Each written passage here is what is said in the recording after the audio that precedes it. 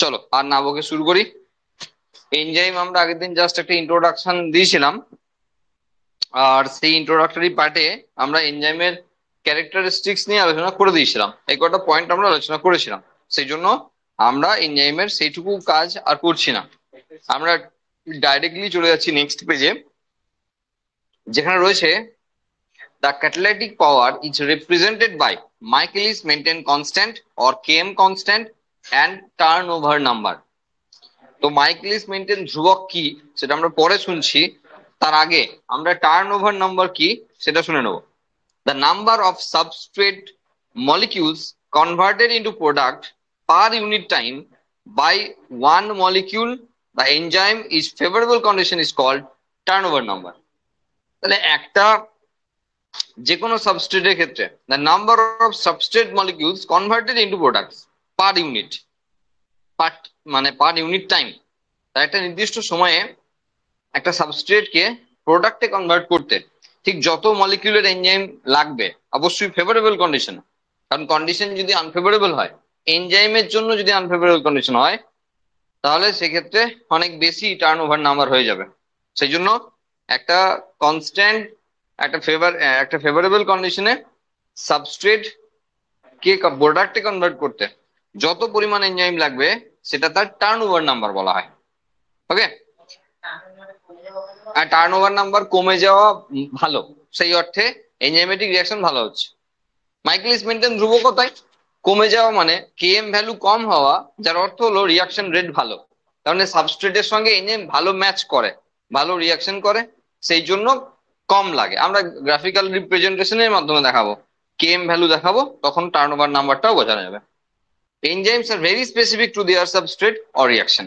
Obviously, সাবস্ট্রেটের প্রতি enzyme fixed, আর সেই জন্যই তো লক এন্ড কি মডেল রয়েছে। ঠিক আছে, একদম তালার জন্য চাবি যেমন নির্দিষ্ট, তেমন প্রত্যেকটা সাবস্ট্রেটের জন্য প্রত্যেকটা এনজাইম নির্দিষ্ট, বা প্রত্যেকটা এনজাইমের জন্য তার সাবস্ট্রেটও নির্দিষ্ট, উল্টোটা বলা যায়। ওকে, তো নেক্সট রয়েছে স্ট্রাকচার অফ এনজাইম। আমরা পরপর পরপর পড়তে লাগবো। আগে একটা সিম্পল ফরম্যাট আমি দেখিয়ে দিই, তাহলে বোঝাতে সুবিধা হবে অনেক। হ্যাঁ, দেখো, সাপোজ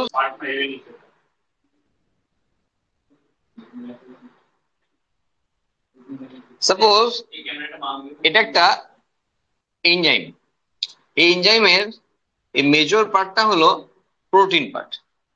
তাহলে একটা এনজাইমের ক্ষেত্রে দুটো অংশ রয়েছে, একটা হলো প্রোটিন পার্ট যাকে বলা হয় অ্যাপো এনজাইম,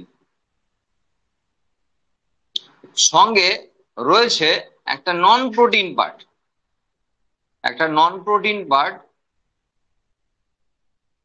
যাকে যেটা তিন রকম হতে পারে, একটা হলো অ্যাকচুয়ালি নন প্রোটিন পার্টটাকে আগে বলেই দিই কি বলা হয়, তারপর আমরা ভাগ করব। নন প্রোটিন পার্টটাকে বলা হয় কোফ্যাক্টর। কোফ্যাক্টরকে তিন ভাগে ভাগ করা হয়, একটা হলো কো এনজাইম, একটা হলো প্রোস্থেটিক গ্রুপ,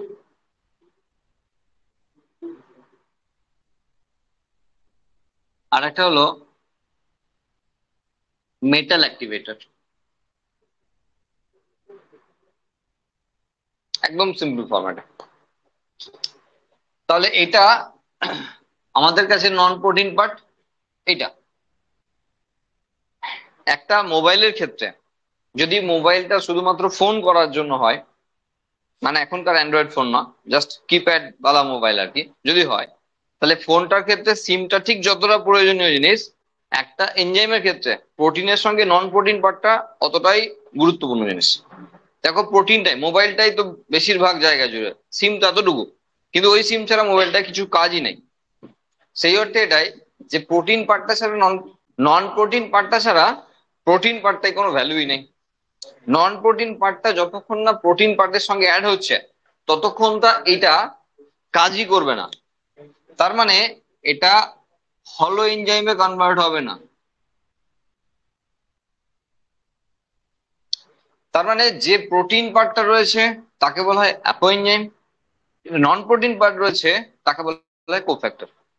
দুটো যদি একসঙ্গে জোরে তাহলে হবে একটি সম্পূর্ণ উৎসেচক, যার মানে হলো হলো এনজাইম। হলো মানে সম্পূর্ণ, সম্পূর্ণ উৎসেচক। এবার এই যে নন প্রোটিন পার্ট রয়েছে, যাকে আমরা কোফ্যাক্টর বলছি, এটা তিন রকমের হতে পারে। একটা হলো কো এনজাইম হতে পারে, একটা হলো প্রোস্থেটিক গ্রুপ, একটা হলো মেটাল অ্যাক্টিভেটর। কো এনজাইম কি আমরা রাফলি একবার বলি, তারপরে আমরা ডিটেলসে আসছি। সেটা হলো প্রোটিন পার্টটা নন প্রোটিন পার্টটার সঙ্গে লুজলি অ্যারেঞ্জ থাকতে পারে, যে কোনো মুহূর্তে খুলে যেতে পারে। তাহলে প্রোটিন পার্টটার সঙ্গে নন প্রোটিন পার্টটা যদি লুজলি অ্যারেঞ্জ থাকে, তাহলে তাকে বলা হয় অ্যাকচুয়ালি কোএনজাইম। লুজলি অ্যারেঞ্জড আছে, কোএনজাইম। যদি প্রোটিন পার্টটা নন প্রোটিন পার্টের সঙ্গে টাইটলি প্যাক থাকে, যাতে সহজে খুলে যাবে না, তাহলে বলা হবে প্রোস্থেটিক গ্রুপ। আর যদি অর্গানিক, অর্গানিক এই দুটো যদি ইনঅর্গানিক হয়, তাহলে মেটাল অ্যাক্টিভেটর। বোঝা গেল? আর একবার, প্রোটিন পার্টটা তো বলার কথাই নয়, এটা তো অর্গানিক পার্ট। এবার নন প্রোটিন পার্টটা অর্গানিকও হতে পারে, ইনঅর্গানিক হতে পারে। Coenzyme organic, prosthetic group organic, metal activator inorganic. তাহলে এইটা হলো সেই অর্গানিক পার্ট যে প্রোটিনের সঙ্গে লুজলি অ্যারেঞ্জ আছে। এটা হলো সেই অর্গানিক পার্ট যেটা প্রোটিনের আপো এনজাইমের সঙ্গে টাইটলি অ্যারেঞ্জ আছে। আর তো ইনঅর্গানিক। এই হলো এনজাইম সম্পর্কে একটা, দুটো, তিনটে, চারটে, পাঁচটা, ছটা টার্ম, যেটা খুব গুরুত্বপূর্ণ পরীক্ষার জন্য, একদম বেসিক জিনিস। এবার এখানে যা বলা আছে এনসিইআরটি তে, সেই অনুযায়ী আমরা আলোচনা করব। Simple enzyme, these are exclusively made up of protein, that is simple protein, pepsin, trypsin, papain. দেখো, এনজাইম মানেই আমরা নামের শেষে এএসই এটাকে অ্যাড করি। এজ, অ্যামাইলেজ, লাইপেজ, প্রোটিয়েজ, নিউক্লিয়েজ, সবার শেষে এএসই আছে, এজ আছে। এক্সেপশনাল কেস রয়েছে, পেপসিন, ট্রিপসিন, ইরিপসিন, প্যাপাইন, এরা এক্সেপশনাল, যারা প্রোটিন, সিম্পল প্রোটিন। আর সেই জন্য এদের নামের শেষে এএসি আসে নাই, শেষে আয়ন আছে। প্রোটিন পড়ার সময় আমরা দেখেছিলাম যে প্রোটিনের শেষে আয়ন থাকে, এদের শেষেও আয়ন আছে। কারণ যে কথাটি আমরা এখানে উল্লেখ করছি, যে একটা প্রোটিনের একটা এনজাইমের ক্ষেত্রে প্রোটিন পার্ট থাকবে, নন প্রোটিন পার্ট থাকবে, সেই ব্যাপারটি এখানে কার্যকরী না। এরা সিম্পল প্রোটিন, আর সেই জন্য এদের শেষে উৎসেচক হলেও এএসি আসে নাই। নাহলে প্রশ্ন হতেই পারে মনে মনে যে সবারই শেষে এএসি চলে এলো, তাহলে এরা কি এমন দোষ করলো যে এদের শেষে এএসি কথাগুলি এলো না, মানে এএসিটা এলো না। কারণ এটা, কারণ বাকি এনজাইম গুলো হলো এনজাইম অবস্থায় কেউই কিন্তু শুধু প্রোটিন না, প্রোটিনের সঙ্গে অল্প হলেও নন প্রোটিন পার্ট অ্যাড আছে, কারণ আমরা লিখেই রেখেছি নন প্রোটিন। কিন্তু এরা হলো ব্যতিক্রমী, যাদের ক্ষেত্রে এটা নেই। আর সেই জন্য pepsin, trypsin, ইরিপসিন, papain protein digesting enzyme, তাদের শেষে আয়ন। আর ঠিক একই কারণের জন্য এরা প্রো এনজাইম হিসাবে ঘটিত হয় সব জায়গায়। যদি আমাদের ডাইজেস্টিভ সিস্টেমে বলি, তাহলে আরেকটা টার্ম চলে আসছে, সেটা হলো প্রো এনজাইম। যেখান থেকে এনজাইম প্রডিউস হয়, যারা কাজ করে তাদেরকে বলা হয় অ্যাক্টিভেটর, যারা প্রো এনজাইমকে এনজাইমে কনভার্ট করে। প্রো মানে বুঝতেই পারছি আগের, তাহলে এনজাইমের আগের অবস্থা মানে প্রো এনজাইম হলো ইনঅ্যাক্টিভেট স্টেজ, আর এনজাইম হলো সেই অর্থে অ্যাক্টিভেটেড পার্ট, মানে অ্যাক্টিভেটেড স্টেজ। যদি প্রোটিন ডাইজেস্টিং এনজাইম গুলো অ্যাক্টিভেটেড অবস্থায় খরিত হতো, তাহলে অনেক বিপদ হতে পারতো। হয়তো খাওয়ার আগেই আমাদের ডাইজেস্টিভ সিস্টেমকেই হজম করে নিল, এমন হতে পারতো। কারণ প্রোটিন ডাইজেস্টিং এনজাইম, আমাদের মেজরিটি অংশ সেলের ক্ষেত্রে প্রোটিন রয়েছে। এবার ধরো আমি মাংস খাইনি, অথচ আমার ডাইজেস্টিভ ট্র্যাকে প্রোটিন ডাইজেস্টিং এনজাইম খরিত হয়ে গেছে। পেপসিনোজেন না পেপসিন খরিত হয়েছে, ইরিপসিনোজেন না ইরিপসিন খরিত হয়েছে। তাহলে প্রোটিনের অনুপস্থিতিতে তারা আমাদের ডাইজেস্টিভ ট্র্যাকে, মানে অ্যালিমেন্টারি ক্যানালের যে সেল রয়েছে, তাকে নষ্ট করে দিত। মানে এমনি এমনি অযথাই ঘা হয়ে বসে থাকতো, আলসার হয়ে বসে থাকতো। এমনটা হয় না, হয় নাই কারণেই, কারণ প্রোটিন ডাইজেস্টিং এনজাইম গুলোকে প্রো এনজাইম হিসেবে গ্রহণ করা হয়, এবং আমাদের ট্র্যাকের ডাইজেস্টিভ ট্র্যাকের বিভিন্ন অংশে বিভিন্ন অ্যাক্টিভেটর রয়েছে যারা একে অ্যাক্টিভেট করে। যেমন পেপসিনোজেন সেখান থেকে পেপসিনে কনভার্ট করে, যে করে তার নাম এইচসিএল। তাহলে এইচসিএল এখানকার অ্যাক্টিভেটর। তাহলে আবারও দুটো টার্ম পেয়ে গেলাম, প্রোএনজাইম এবং অ্যাক্টিভেটর। বোঝা গেল? আচ্ছা, তাহলে সিম্পল প্রোটিন বুঝলাম, সেখানে কোনো নন প্রোটিন পার্ট নাই, শুধুই মাত্র প্রোটিন পার্ট আছে আর কি, সেই জন্য তাদেরকে সিম্পল এনজাইম বলা হচ্ছে।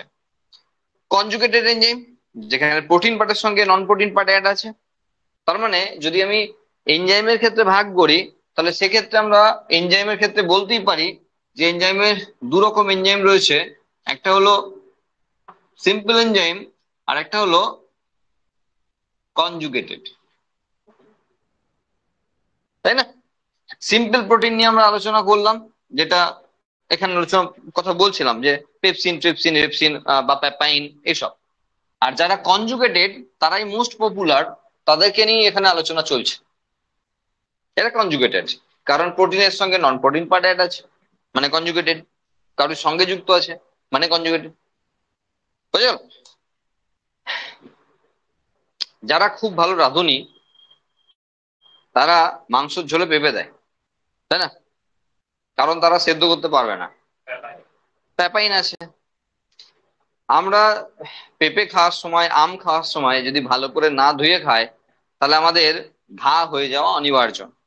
পেঁপের আঠা, আমের আঠা, মানে পেঁপে পাড়তে গিয়ে, আম পাড়তে গিয়ে যদি একটু সাবধানতা অবলম্বন না করি, তাহলে দেহের বিভিন্ন জায়গাতে কিন্তু ঘা হয়ে যাবে। কারণ প্যাপাইন বা তোমার এই মানে এই ধরনের যে সমস্ত প্রোটিন ডাইজেস্টিং এনজাইম গুলো রয়েছে, তারা কিন্তু দারুণ পরিমাণে তোমার ক্ষতস্থান তৈরি করতে পারে, মানে ক্ষতি করবে, সেলের প্রোটিন পার্টটাকে নষ্ট করে দেবে, তার মানে ঘা হয়ে যাবে। তাহলে আজকে সকালে এখানে তুমি 2 ফোঁটা আমের আঠা দিয়ে দেখো, কাল সকাল দেখবে ঘা হয়ে গেছে। এতটাই এরা ডাইজেস্ট, মানে সেই অর্থে এরা প্রোটিনকে ব্রেক করতে পারে। আর সেই জন্য মাংস ঝোলে যদি পেঁপে দেওয়া হয়, তাহলে সেখানে প্যাপাইন আছে, তো তারা মাংসের যে অ্যাকচুয়ালি বন্ডিং যেগুলো প্রোটিনের ক্ষেত্রে রয়েছে সেগুলোকে ব্রেক করবে, আর তার মানে ভাঙবে, তার মানে তাতে সেদ্ধ হয়ে যাবে। বুঝা গেল?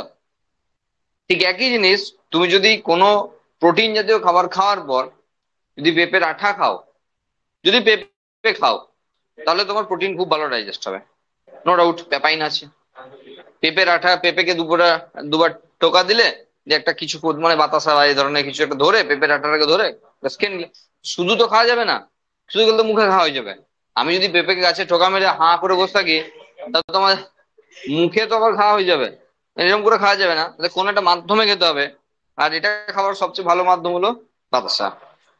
হ্যাঁ, বাতাসা, তুমি কিছু একটা নিলেই হলো। এবার এর থেকে ভালো অপশন আর কিছু নাই।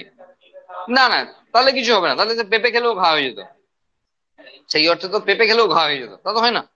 তা ডাইরেক্টলি আঠাটাকে নেওয়া যাবে না, এটা হলো ব্যাপার। যাকে বাদ দাও। তাহলে কনজুগেটেড প্রোটিন সম্পর্কে আমরা অলরেডি বলে ফেলেছি, যে যেহেতু প্রোটিন পার্ট এবং নন প্রোটিন পার্ট রয়েছে, সেই জন্য এটা কনজুগেটেড। আর সেক্ষেত্রে কোফ্যাক্টর, অ্যাপোএনজাইম, দুটো জিনিস কি এখানে বলা আছে।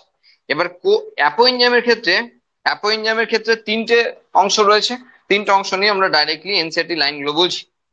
Coenzyme, coenzyme, there are non-protein organic groups, most important organic এর তলায় দাগ দেওয়া, কারণ তোমাকে ফাঁসাবে এই জায়গায়। তোমাকে বলবে কোএনজাইমস আর non protein inorganic group, assertion বা স্টেটমেন্ট, তুমি অতটা খেয়াল করবে না। নন প্রোটিন দেখবে, মন তো খুশ হয়ে যাবে যে নন প্রোটিন দেখেছি, মানে এবার লেগে গেছে আমার। হ্যাঁ, অর্গানিক ইনঅর্গানিকে তুমি খুব একটা খেয়াল করলে না, তাহলেই মারাত্মক বিপত্তি হয়ে যাবে। সেই জন্য অর্গানিকের তলায় একটু ভালো করে দাগ দিয়ে মাথায় রেখে যাওয়া, যেটা organic part which are loosely attached, এটা তো সবাই জানবে লুজলি অ্যাটাচড, মানে গোটা লাইনটা তুলে দেবে, শুধু অর্গানিকেরটা ইনঅর্গানিক করে দেবে। তার মানে কোএনজাইমস আর non protein inorganic groups which are loosely attached to appointments. ব্যাস, গোটা লাইনটা তুলে দিয়েছে, তুমি তো সব লাইনটাই দেখে নিচ্ছ এক ঝলকে, সব ঠিক আছে, অর্গানিকটা ইনঅর্গানিক করা আছে। সাবধান। These are generally made up of vitamins, as for example coenzymes, NAD, NADP, FMN, এগুলো সব দেওয়া আছে। মানে কি কি থাকতে পারে কোএনজাইম হিসাবে তাদেরকে দেওয়া আছে। ইভেন ভিটামিন পর্যন্ত থাকতে পারে। Prosthetic group, when non-protein part is tightly or firmly attached to apoenzyme, যেটা বললাম যে নন প্রোটিন পার্টটা যদি প্রোটিন পার্টের সঙ্গে টাইটলি অ্যাটাচ থাকে তাহলে তাকে বলা হবে prosthetic group. This are organic compounds, আবারও দেওয়া আছে organic compounds. As for example, উদাহরণ দেওয়া আছে, দেখে নেবে। Metal ions, metal ions play an essential role in regulating the activity of enzyme by forming coordination bonds with side chains at the active site and the same time form one or more coordination bonds with the substrate। এবং উদাহরণ দেওয়া আছে inorganic compounds এর। মানে হলো metal ion গুলো কি করে, এরা একটা এনজাইমের ক্ষেত্রে যে পোর্শন দিয়ে সাবস্ট্রেটের সঙ্গে বাইন্ড করবে, সাবস্ট্রেটকে তো বাইন্ড করতে হবে, ধরতে হবে, তাহলে তারা কোঅর্ডিনেশন তৈরি করে, সাবস্ট্রেট এবং এনজাইমের মধ্যে কোঅর্ডিনেশন তৈরি করে, বন্ড তৈরি করে, যাতে সেখানে কাজ করতে পারে। কাজ যাই হোক, কাটতে পারে, জুড়তে পারে, যা ইচ্ছা করতে পারে, 6 রকমের এনজাইম 6 রকমের কাজ করে। তো যাই করুক না কেন তারা এই কাজটি করতে পারবে, আর সেই কাজটিতে হেল্প করবে মেটাল আয়ন্স। বোঝা গেল? তারা সেই অ্যাক্টিভ সাইডের সঙ্গে তাদেরকে লাগতে সাহায্য করবে বা সেই পার্টিকুলার কাজে অংশগ্রহণ করতে সাহায্য করবে, সেটা আমরা পরে আরো দেখতে পাবো ভালো করে। Active side, specific part of enzyme that specific part of enzymes that at which specific substrate is to bind and catalyze the reaction is known as active site. Active site of enzyme is made up of specific sequence of amino acids which is determined by the genetic code.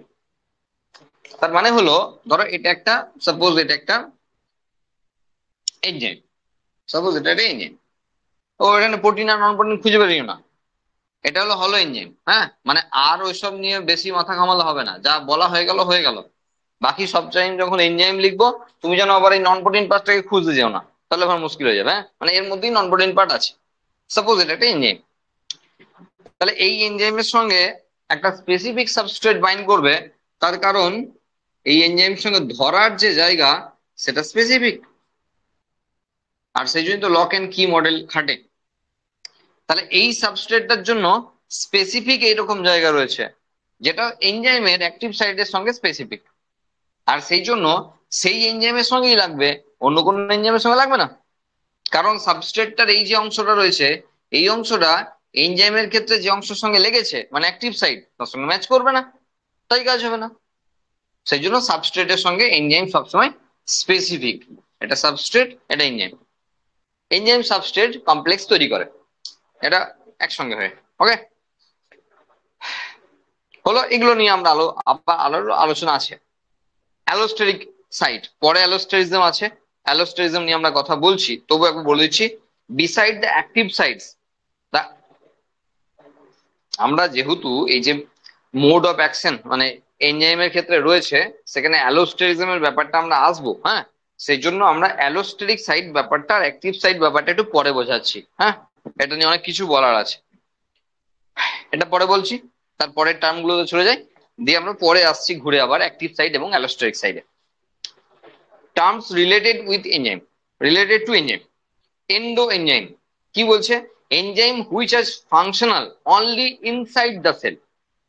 Exo enzyme, enzymes catalysed the reaction outside the cell. খুব simple ব্যাপার, endo আর exo. Endo মানে ভিতরে, Exo মানে বাইরে। তাহলে সেলের মধ্যে যারা কাজ করতে অভ্যস্ত তারা সব এন্ডো এনজাইম, যারা সেলের বাইরে কাজ করতে অভ্যস্ত তারা এক্সো এনজাইম। এক্সো এনজাইমের ক্ষেত্রে দেখো ডাইজেস্টিভ সিস্টেমে যে এনজাইম আছে তারা সব এক্সো এনজাইম, কারণ আমাদের ডাইজেশন যেটা সেটা হলো মানে এক্সটার্নাল, মানে উইদিন দ্য সেল না, আউটসাইড দ্য সেল কাজ করে। ডাইজেশনের ক্ষেত্রে দু রকমের মোড আছে, একটা হলো ইন্ট্রাসেলুলার ডাইজেশন, একটা হলো এক্সট্রা সেলুলার ডাইজেশন। ধরো অ্যামিবা ইন্ট্রাসেলুলার ডাইজেশন করে, কারণ অ্যামিবার, ধরো এটা অ্যামিবা, হ্যাঁ অ্যামিবা, অ্যামিবা তার সেলের মধ্যে প্রবেশ করিয়ে নেয় খাবারটাকে, এবার সেই খাবারটা ভাঙবে, তার মানে উইদিন দ্য সেল অ্যামিবা এটা কাজটা করে। তাহলে এটা হলো এন্ডো। এবার আমাদের যে ডাইজেস্টিভ ট্র্যাক, সেটা যে অংশেই হোক না কেন, সেটা সেল দিয়ে ঘেরা একটা নালীপথ। জল যাবে ড্রেনের মধ্যে দিয়ে, ইটের মধ্যে দিয়ে না। ড্রেনটা কিন্তু ইটের, পাকা ড্রেন, ইট দিয়ে তৈরি হয়েছে। আমরা ধরে নিলাম চারিদিকটা ইট আছে, আমি ধরে নিলাম। জল কিন্তু ড্রেন দিয়ে যাবে, ইট দিয়ে যাবে না। তাহলে ইট দিয়ে ঘেরা একটা ড্রেন, যার মধ্যে দিয়ে জল যাবে, ইট দিয়ে জল যাবে না। আমাদের ট্র্যাকটা, ডাইজেস্টিভ ট্র্যাকটা ঠিক সেই রকম, যে এদিকে ঢুকবে, যদি কিছু করতে না পারি এদিক দিয়ে বেরিয়ে পালাবে। মানে মাঝপথে যদি ডাইজেশন অ্যাবজর্পশন না করতে পারি, যা খেয়েছিলাম সেই ফরম্যাটে না হলেও অন্য ফরম্যাটে বেরিয়ে পালাবে, কিছু করার নেই। তার মানে যতক্ষণ না সেটা রক্তে ঢুকছে ততক্ষণ আমরা বলতেই পারি না যে বডিতে এসছে। খাওয়া মানেই বডিতে যাওয়া নয়, হতে পারে পেটে যাওয়া, কিন্তু পেট সেই অর্থে বডির মধ্যে নয়। কারণ এটা একটা ক্যানাল, যার একটা ওপেনিং আছে, যার একটা এক্সিট পয়েন্ট আছে। যদি মাঝপথে কিছু করতে না পারি তাহলে এক্সিটই হবে। বোঝা গেল? তাহলে আমাদের ডাইজেশন হয় এখানে, এখানে সেলের মধ্যে না। তাহলে আমাদের ডাইজেশন হলো এক্সট্রা সেলুলার ডাইজেশন, অ্যামিবার যেমন ইন্ট্রাসেলুলার। তো এখানেই বলা হচ্ছে যে এখানে যে এনজাইম কাজ করছে সেটা হলো এন্ডো এনজাইম। শুধু অ্যামিবার কেন, সেটা যে কোনো কারোরই হতে পারে, আমাদের বডিতেই তো হয়। আমাদের বাড়িতে গাদা গাদা এনজাইম রয়েছে যারা সেলের মধ্যে কাজ করে। লাইসো লাইসোজোমের মধ্যে যত এনজাইম আছে কোথায় কি কাজ করে? সব সেলের মধ্যে। 50 রকমের হাইড্রোলাইটিক এনজাইম আছে, সেলের মধ্যে কাজ করে। ফটোসিনথেসিস থেকে রেসপিরেশন, সব সেলের মধ্যে কাজ করে। হয় আমাদের সেলে, নালে প্ল্যান্ট বডিতে, সবই তো সেলের মধ্যে কাজ করে। যারা গ্রানায় কাজ করছে, ধরো স্টোমায় কাজ করছে, সবই তো সেলের মধ্যে কাজ করছে, তাই না? এটিপি সিনথেসিস করছে, সেলের মধ্যে করছে। মাইটোকন্ড্রিয়া সেলের মধ্যে, স্ট্রোমা, গ্রানা সব সেলের মধ্যে। তাহলে মেজরিটি এনজাইম যারা সেলের মধ্যে কাজ করছে এরা হলো এন্ডো এনজাইম। আর এক্সো এনজাইম যারা সেলের বাইরে কাজ করছে তারা এক্সো এনজাইম। যেমন ডাইজেস্টিভ সিস্টেমের ক্ষেত্রে রয়েছে এক্সো এনজাইম টার্মটা। এবং sub enzymes of insectivorous plants, যখন আমরা ওই সূর্য শিশির, ড্রসেরা, কলসপত্রী এদেরকে নিয়ে কথা বলি, পিচার প্ল্যান্ট, হ্যাঁ, তো তাদের ক্ষেত্রে সাপোজ এরকম, তাদের পাতার শেষ অংশ তো এরকম হয়েছে। তাহলে পিচার প্ল্যান্টেও দেখো সেম সিস্টেম, এক্সো, এন্ডো না। কারণ পিচার প্ল্যান্টের গায়ে সেলগুলো রয়েছে, গায়ে সেলগুলো রয়েছে। যখন এখানে ইনসেক্ট এসে পড়ে, যেভাবেই ফাঁদে পড়ুক না কেন, তো কাঁদবেই কাঁদবে, তাই তো? তাহলে এখানে ইনসেক্ট গুলো এই যে এনজাইম, সেই এনজাইম দ্বারা ডাইজেস্ট হয় এবং তারপরে সেলগুলো দ্বারা অ্যাবজর্ব হয়। তাহলে এখানেও কিন্তু সেম প্যাটার্ন, এক্সো এনজাইম। বোঝা গেল? এই কিছু উদাহরণ দেওয়া রয়েছে এভাবে। আচ্ছা, নেক্সট রয়েছে প্রো এনজাইম। অলরেডি আমরা আগে আলোচনা করে দিচ্ছি প্রো এনজাইমের ব্যাপারে। This are precursor of enzymes or inactive form of enzymes. Pepsinogen, trypsinogen, ইরিপসিনোজেন, এরা সব রয়েছে যারা প্রো এনজাইম হিসাবে খরিত হয়। তারপরে কোন একটি অ্যাক্টিভেটর এদেরকে অ্যাক্টিভেট করে। আচ্ছা, আইসো enzyme. Enzymes have similar action but little difference in their molecular configuration are called isoenzyme. 16 forms of amylase of wheat and 5 forms of aldehyd এগুলো রয়েছে। জেনারেলি, ন্যাচারালি আইসোমারের উপর আইসোএনজাইম কাজ করে। আইসোমারের উপর গ্লুকোজ, ফ্রুক্টোজ, গ্যালাক্টোজ আইসোমার। যখন গ্লুকোজকে ফ্রুক্টোজে convert করতে হয়, ধরো গ্লুকোজ 6 ফসফেট, সেখান থেকে ফ্রুক্টোজ 6 ফসফেটে কনভার্ট করতে হচ্ছে, তাহলে সেখানে আইসোমারে যে এনজাইম কাজ করে। তার মানে সেই সমস্ত এনজাইম গুলো তারা জেনারেলি একই স্ট্রাকচারে রয়েছে, শুধুমাত্র কিছু কনফিগারেশন চেঞ্জ রয়েছে। তারা পরস্পর আইসো এনজাইম। বোঝা গেল? আইসোমারের উপর যেমন কাজ করছে। তো এখানে এই ব্যাপারগুলো রয়েছে এবং সেখানে উদাহরণ রয়েছে যে আলফা অ্যামাইলেজের ক্ষেত্রে প্রায় 16 রকমের ফর্ম রয়েছে। এলডিএইচ এর ক্ষেত্রে প্রায় 5 রকমের ফরম্যাট রয়েছে, যেগুলো আইসো এনজাইম হিসাবে পরিচিত। ওকে, আচ্ছা, নেক্সট, ইনডিউসিবল এনজাইম।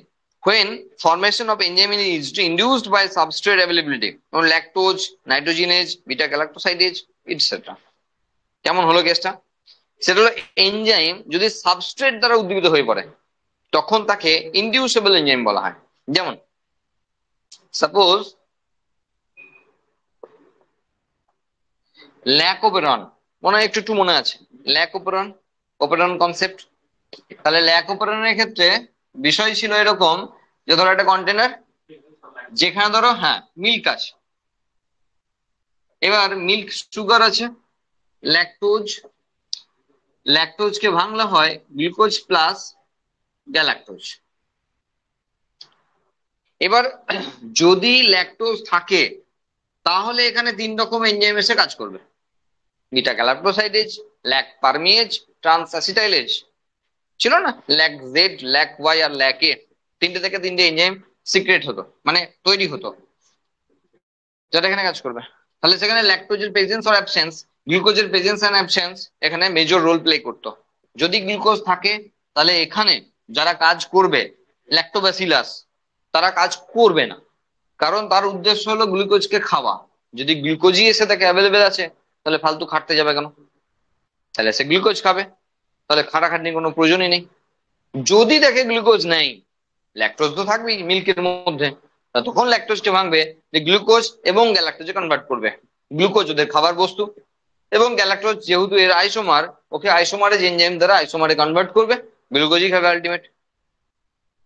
তার মানে ল্যাক্টোব্যাসিলাস ব্যাকটেরিয়া, তাদের এই যে 3 রকমের এনজাইমের কথা বলা হচ্ছে, সেই এনজাইম গুলো তখনই অ্যাক্টিভেট হবে যখন ল্যাকটোজ প্রেজেন্ট থাকবে। গ্লুকোজ প্রেজেন্ট অর অ্যাবসেন্স সেটা আমরা একটু বাদই রাখলাম, ল্যাকটোজ থাকলে উদ্দীপিত হবে প্রসেসটি, না হলে হবে না। তার মানে এনজাইম সাবস্ট্রেটের সঙ্গে কাজ করবে।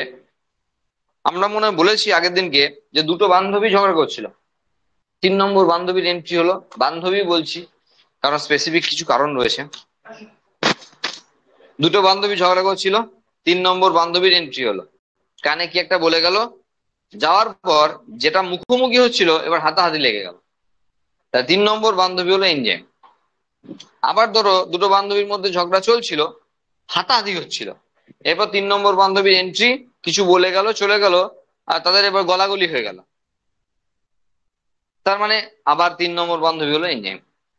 তাহলে এখানে এই যে ব্যাপারটা, যে এনজাইম কোনো কাজকে শুরু অথবা শেষ করে না, তাহলে এর সঙ্গে কেমন একটা একটা কন্ট্রাক্টর মানে কন্ট্রাডাক্টরি ব্যাপার চলে আসছে না, যে সাবস্ট্রেট বেশি হলে এনজাইম বেশি খরিতে হবে এবং কাজ বেশি করবে। কেমন একটু কন্ট্রাডাক্টরি পার্ট চলে আসছে মনে হচ্ছে, যে সাবস্ট্রেটের উপস্থিতি অনুপস্থিতির উপর ডিপেন্ড করছে যে এনজাইম কাজ করবে কতটা, করবে না কতটা। কিন্তু গুলিয়ে ফেললে হবে না, সেটা হলো এনজাইমেটিক রিয়াকশন চলছিল, সেই অবস্থায় এনজাইম ঢুকছে। এবার যদি সাবস্ট্রেট বেশি থাকে তাহলে এনজাইম বেশি গ্রহণ করবে, মানে আরো বান্ধবীকে ডেকে আনবে, তোরা বোঝাবি আয়। হচ্ছে না, আমার একাতে হচ্ছে না, 4 নম্বর 5 নম্বর 6 নম্বর বান্ধবী এসে যোগ দেবে এবং তারা এসে আরো বোঝানোর চেষ্টা করবে। বোঝা গেল? তাহলে ব্যাপারটা মেন বিষয়ের সঙ্গে গুলিয়ে ফেললে হবে না। এনজাইমের যা ফর্মুলা, এনজাইমের যা সেট আপ, যে বিক্রিয়া শুরুও করে না শেষও করে না, বিক্রিয়ার স্পিডকে বাড়ায় অথবা কমায়, এই তো বিষয়। এখানে একই বিষয়, কিন্তু বলা হচ্ছে এই সমস্ত এনজাইমের ক্ষেত্রে সাবস্ট্রেট বেশি হলে এনজাইমের ক্ষরণ প্রক্রিয়া আরো বেশি হয়। ঠিক আছে, তো তাদের কি বলা হচ্ছে, ইনডিউসেবল এনজাইম। সব এনজাইম কিন্তু এরকম হয় না, কিছু স্পেসিফিক এনজাইমের কথা বলা হয়েছে, যেমন নাইট্রোজিনেজ, যারা নাইট্রোজেনের আধিক্যে বেশি কাজ করতে পছন্দ করে, তাহলে নাইট্রোজেনকে ফিক্স করবে, নাইট্রেট অথবা নাইট্রাইট ফরম্যাটে নিয়ে যাবে, এবং অবশ্যই নাইট্রোজেনেজ বেশি কাজ করবে যদি বাতাসে বেশি নাইট্রোজেনের উপস্থিত থাকে। তার মানে বেশি নাইট্রোজেনের উপস্থিতি এখানে ওই এনজাইমকে আরো অ্যাক্টিভেট করে তুলবে আরো ভালো কাজ করার জন্য। তাহলে এরা হলো ইনডিউসেবল, সাবস্ট্রেট দ্বারা এরা ইনডিউসড হয়, আরো উদ্দীপিত হয়, আরো বেশি করে তাদের কাজকে দেখায়। বায়োডিটারজেন্টস, বায়োডিটারজেন্টস নিয়ে ভালো কোশ্চেন আছে। Enzymes used in washing powder are known as biodetergents, as for example amylase, lipase, proteolytic enzyme। Amylase নিয়ে প্রচুর লোকের অনেক ডাউট থাকে, এখানে সেলুলেজও থাকে, হ্যাঁ এই নিয়ে খুব ডাউট থাকে। ডাউট থাকার কিছু ব্যাপার নেই, অ্যামাইলেজ দেওয়া আছে, তাহলে বুঝতেই পারছো যে কার্বোহাইড্রেটও কিন্তু অ্যাকচুয়ালি এখানে কোন একটা কার্বোহাইড্রেটকে তোলার জন্য লাগে। এবার সেলুলেজ, দেখো সেলুলোজকে তো ব্রেক করে। এবার ধরো কোনো ফাইবারের মধ্যে কোনো ফাইবার ধরো কোনো একটা জিনিসকে ধরেছে, তাহলে সেখানে ফাইবারকে যদি লুজ না করা হয় তাহলে সে ছাড়বে না, তো সেই জন্য সেলুলেজ অ্যাক্টিভিটিও কাজ করবে। কারণ এটা কি বলছি বুঝতে পারছো? কারণ কোশ্চেনে ছিল আর সেটা নিয়ে অনেক মানে আলোচনার বিষয় ছিল যে সেলুলেজ কি থাকছে। আচ্ছা আমরা একটা কথা বলি, এই যে বায়ো ডিটারজেন্টস, দেখবে বিভিন্ন রকমের ওয়াশিং পাউডার যেগুলো রয়েছে, হ্যাঁ, তাদের মধ্যে দেখবে দানা দানা দানা দানা গুঁড়ো গুঁড়ো রং বেরঙের বিভিন্ন জিনিসপত্র থাকে, ঠিক আছে? যে কোনো একটা ধরো সার্ফ এক্সেল, তাহলে সেখানে দেখবে অনেক কালারফুল ছোট ছোট ছোট ছোট দানা রয়েছে। তো এমনি তো পাউডারটা রয়েছে, তার মানে ওরা আবার কারা? শুধু রং করার জন্য দিয়েছে, কি দেখতে ভালো লাগবে সেজন্য দিয়েছে? মোটেই না। এরা অ্যাকচুয়ালি বেশিরভাগ ক্ষেত্রে বায়ো ডিটারজেন্টস, মানে নর্মাল সাবান তৈরির যে প্রসেস এস্টারিফিকেশন মানে সাপোনিফিকেশন, যেখানে বলেছিলাম যে ফ্যাটের সঙ্গে কোনো ক্ষারীয় মাধ্যম কেওএইচ অর এনওএইচ এই ধরনের কোনো ক্ষারীয় মাধ্যমকে বিক্রিয়া করে যেটা তৈরি হয় সেটাকে এস্টার বলা হয়। সাবান অ্যাকচুয়ালি এস্টার। তাহলে বাকি যে সাদা রঙের অংশটা সেটা এস্টার। এর মাঝে বায়ো ডিটারজেন্ট মানে এর মাঝে ওইগুলো দেওয়া আছে, ওই কালারফুল পার্ট গুলোকে দেওয়া আছে, ওগুলো মেজরিটির ক্ষেত্রে বায়ো ডিটারজেন্ট হিসেবে কাজ করে। হ্যাঁ, না না, যেটা স্যাপনিফিকেশন সাবান তৈরির পদ্ধতি, ইমালসিফিকেশন তো আলাদা। হয়তো না না, আমরা বলছি যে সাবান তৈরির যে পদ্ধতি তাকে বলা হয় স্যাপনিফিকেশন। স্যাপনিফিকেশন করলে যেটা প্রডিউস হবে সেটা হলো এস্টার, মানে সেই অর্থে তোমার লবণ আর কি, সল্ট, সল্ট, সল্ট। তাহলে একটা ওয়াশিং পাউডারের সাদা মেজরিটি পার্টটা সাদা রয়েছে, সেটা হলো সল্ট। আর যেগুলো কালারফুল রয়েছে সেগুলো মেজরিটি ক্ষেত্রে বায়ো ডিটারজেন্টস আছে। কারণ যারা জেদি দাগ তারা কিন্তু সহজে উঠবে না, আর সেই জেদি দাগকে তোলার জন্য এইসব জিনিসগুলোকে অ্যাড করা আছে। আবার তার থেকেও যদি জেদি দাগ হয় তার জন্য আবার স্পেসিফিক কিছু জিনিসপত্রের অ্যাড বাজারে দেখায়। হ্যাঁ, তারা আরো জেদি দাগকে তুলবে, তারা শুধু জেদি দাগ তোলার জন্যই আছে। বোঝা গেল? তো জেদি দাগের অর্থ এটা যে তারা ওই পার্টিকুলার জামা কাপড়ের সঙ্গে এমন ভাবে যুক্ত আছে যে তাদেরকে ছাড়ানোর জন্য আরো জেদি লোককে লাগবে। আর তারা জেনারেলি বায়ো ডিটারজেন্টস যারা ওর উপর কাজ করবে। এবার যদি সেটা লিপিড হয় তাহলে লাইপেজ লাগবে। যদি কোনো প্রোটিন জাতীয় কিছু হয়, মেনলি কারা জেদি দাগ হিসেবে কাজ করে? লিপিড কাজ করে, মেনলি লিপিড কাজ করে সবচেয়ে জেদি দাগ হিসাবে। তো সেখানে লাইপেজ অ্যাক্টিভিটি করাতে হবে। লাইপেজ অ্যাক্টিভিটি লিপিডকে ব্রেক করবে। লিপিডকে যদি ব্রেক করে তাহলে সেই তেল বা তার সঙ্গে মশলা যারা লেগে গেছিল তারা লুজ হবে, লুজ হলেই খুলে পালাবে, তার মানে জেদি দাগ উঠে গেল। ঠিক আছে? তার মানে বায়ো ডিটারজেন্টসে ব্যাপক পরিমাণে কিন্তু অ্যাড করা হয় এগুলোকে। ওকে, next, housekeeping or constitutive enzyme. হ্যাঁ, হাউসকিপিং। দেখো আমরা যখন কোনো হোটেলে বা এই ধরনের কোনো জায়গায় যাই তখন আহ, আহ, কিছু লোকজন থাকে যারা হাউসকিপিং, হ্যাঁ, হাউসকিপার আর কি, মানে যারা ওই দেখভাল করা কাজ, তুমি যাওয়ার আগে গোটা ঘরটাকে পরিষ্কার করে গুছিয়ে টুছিয়ে দেওয়া, বেড কভার করে পেরে দেওয়া, এটা ওটা যেটা লাগবে সেগুলোকে দেওয়া, তোমার রুম সার্ভিস দেওয়া, হ্যাঁ, এগুলোকে আমরা মোটামুটি হাউসকিপিং বলে মোটামুটি জানি। এখন কিছু এনজাইম রয়েছে যারা always activated, always present in constant amount and also essential to cell. আমাদের সেলের মধ্যে, গোটা বডিতে যত সেল আছে সেলের মধ্যে প্রায় 5,000 কেমিক্যাল রিয়াকশন কন্টিনিউ চলছে। 5,000 মতো কেমিক্যাল রিয়াকশন কন্টিনিউ চলছে। এর বাড়া কমা করে আমাদের কার্যকারিতার উপর। আমি বকছি, এখন আমার ক্ষেত্রে আরো কিছু এনজাইম বেশি করে কাজ করছে, তোমরা বসে আছো তোমাদের একটু কম কাজ করছে, কিন্তু একটা লেভেলের রিয়াকশন কিন্তু সবসময় হচ্ছে। তাহলে রিয়াকশন গুলো করবে কে? এনজাইম। আমরা তো আগের দিন বলেছি যে দুটো কোঅর্ডিনেশন রয়েছে, তারা কিন্তু ম্যানেজারের মতো কাজ করে, কিন্তু কাজ করবে লেবাররা। তাহলে কিছু এনজাইম বডিতে রয়েছে যারা সব সময় অ্যাক্টিভেট, অল টাইম তারা অ্যাক্টিভেট মোডে আছে, কারণ তারা সেলকে মেনটেন করে চলেছে। আর সেগুলো ছাড়া আমরা মৃত হিসাব মতো।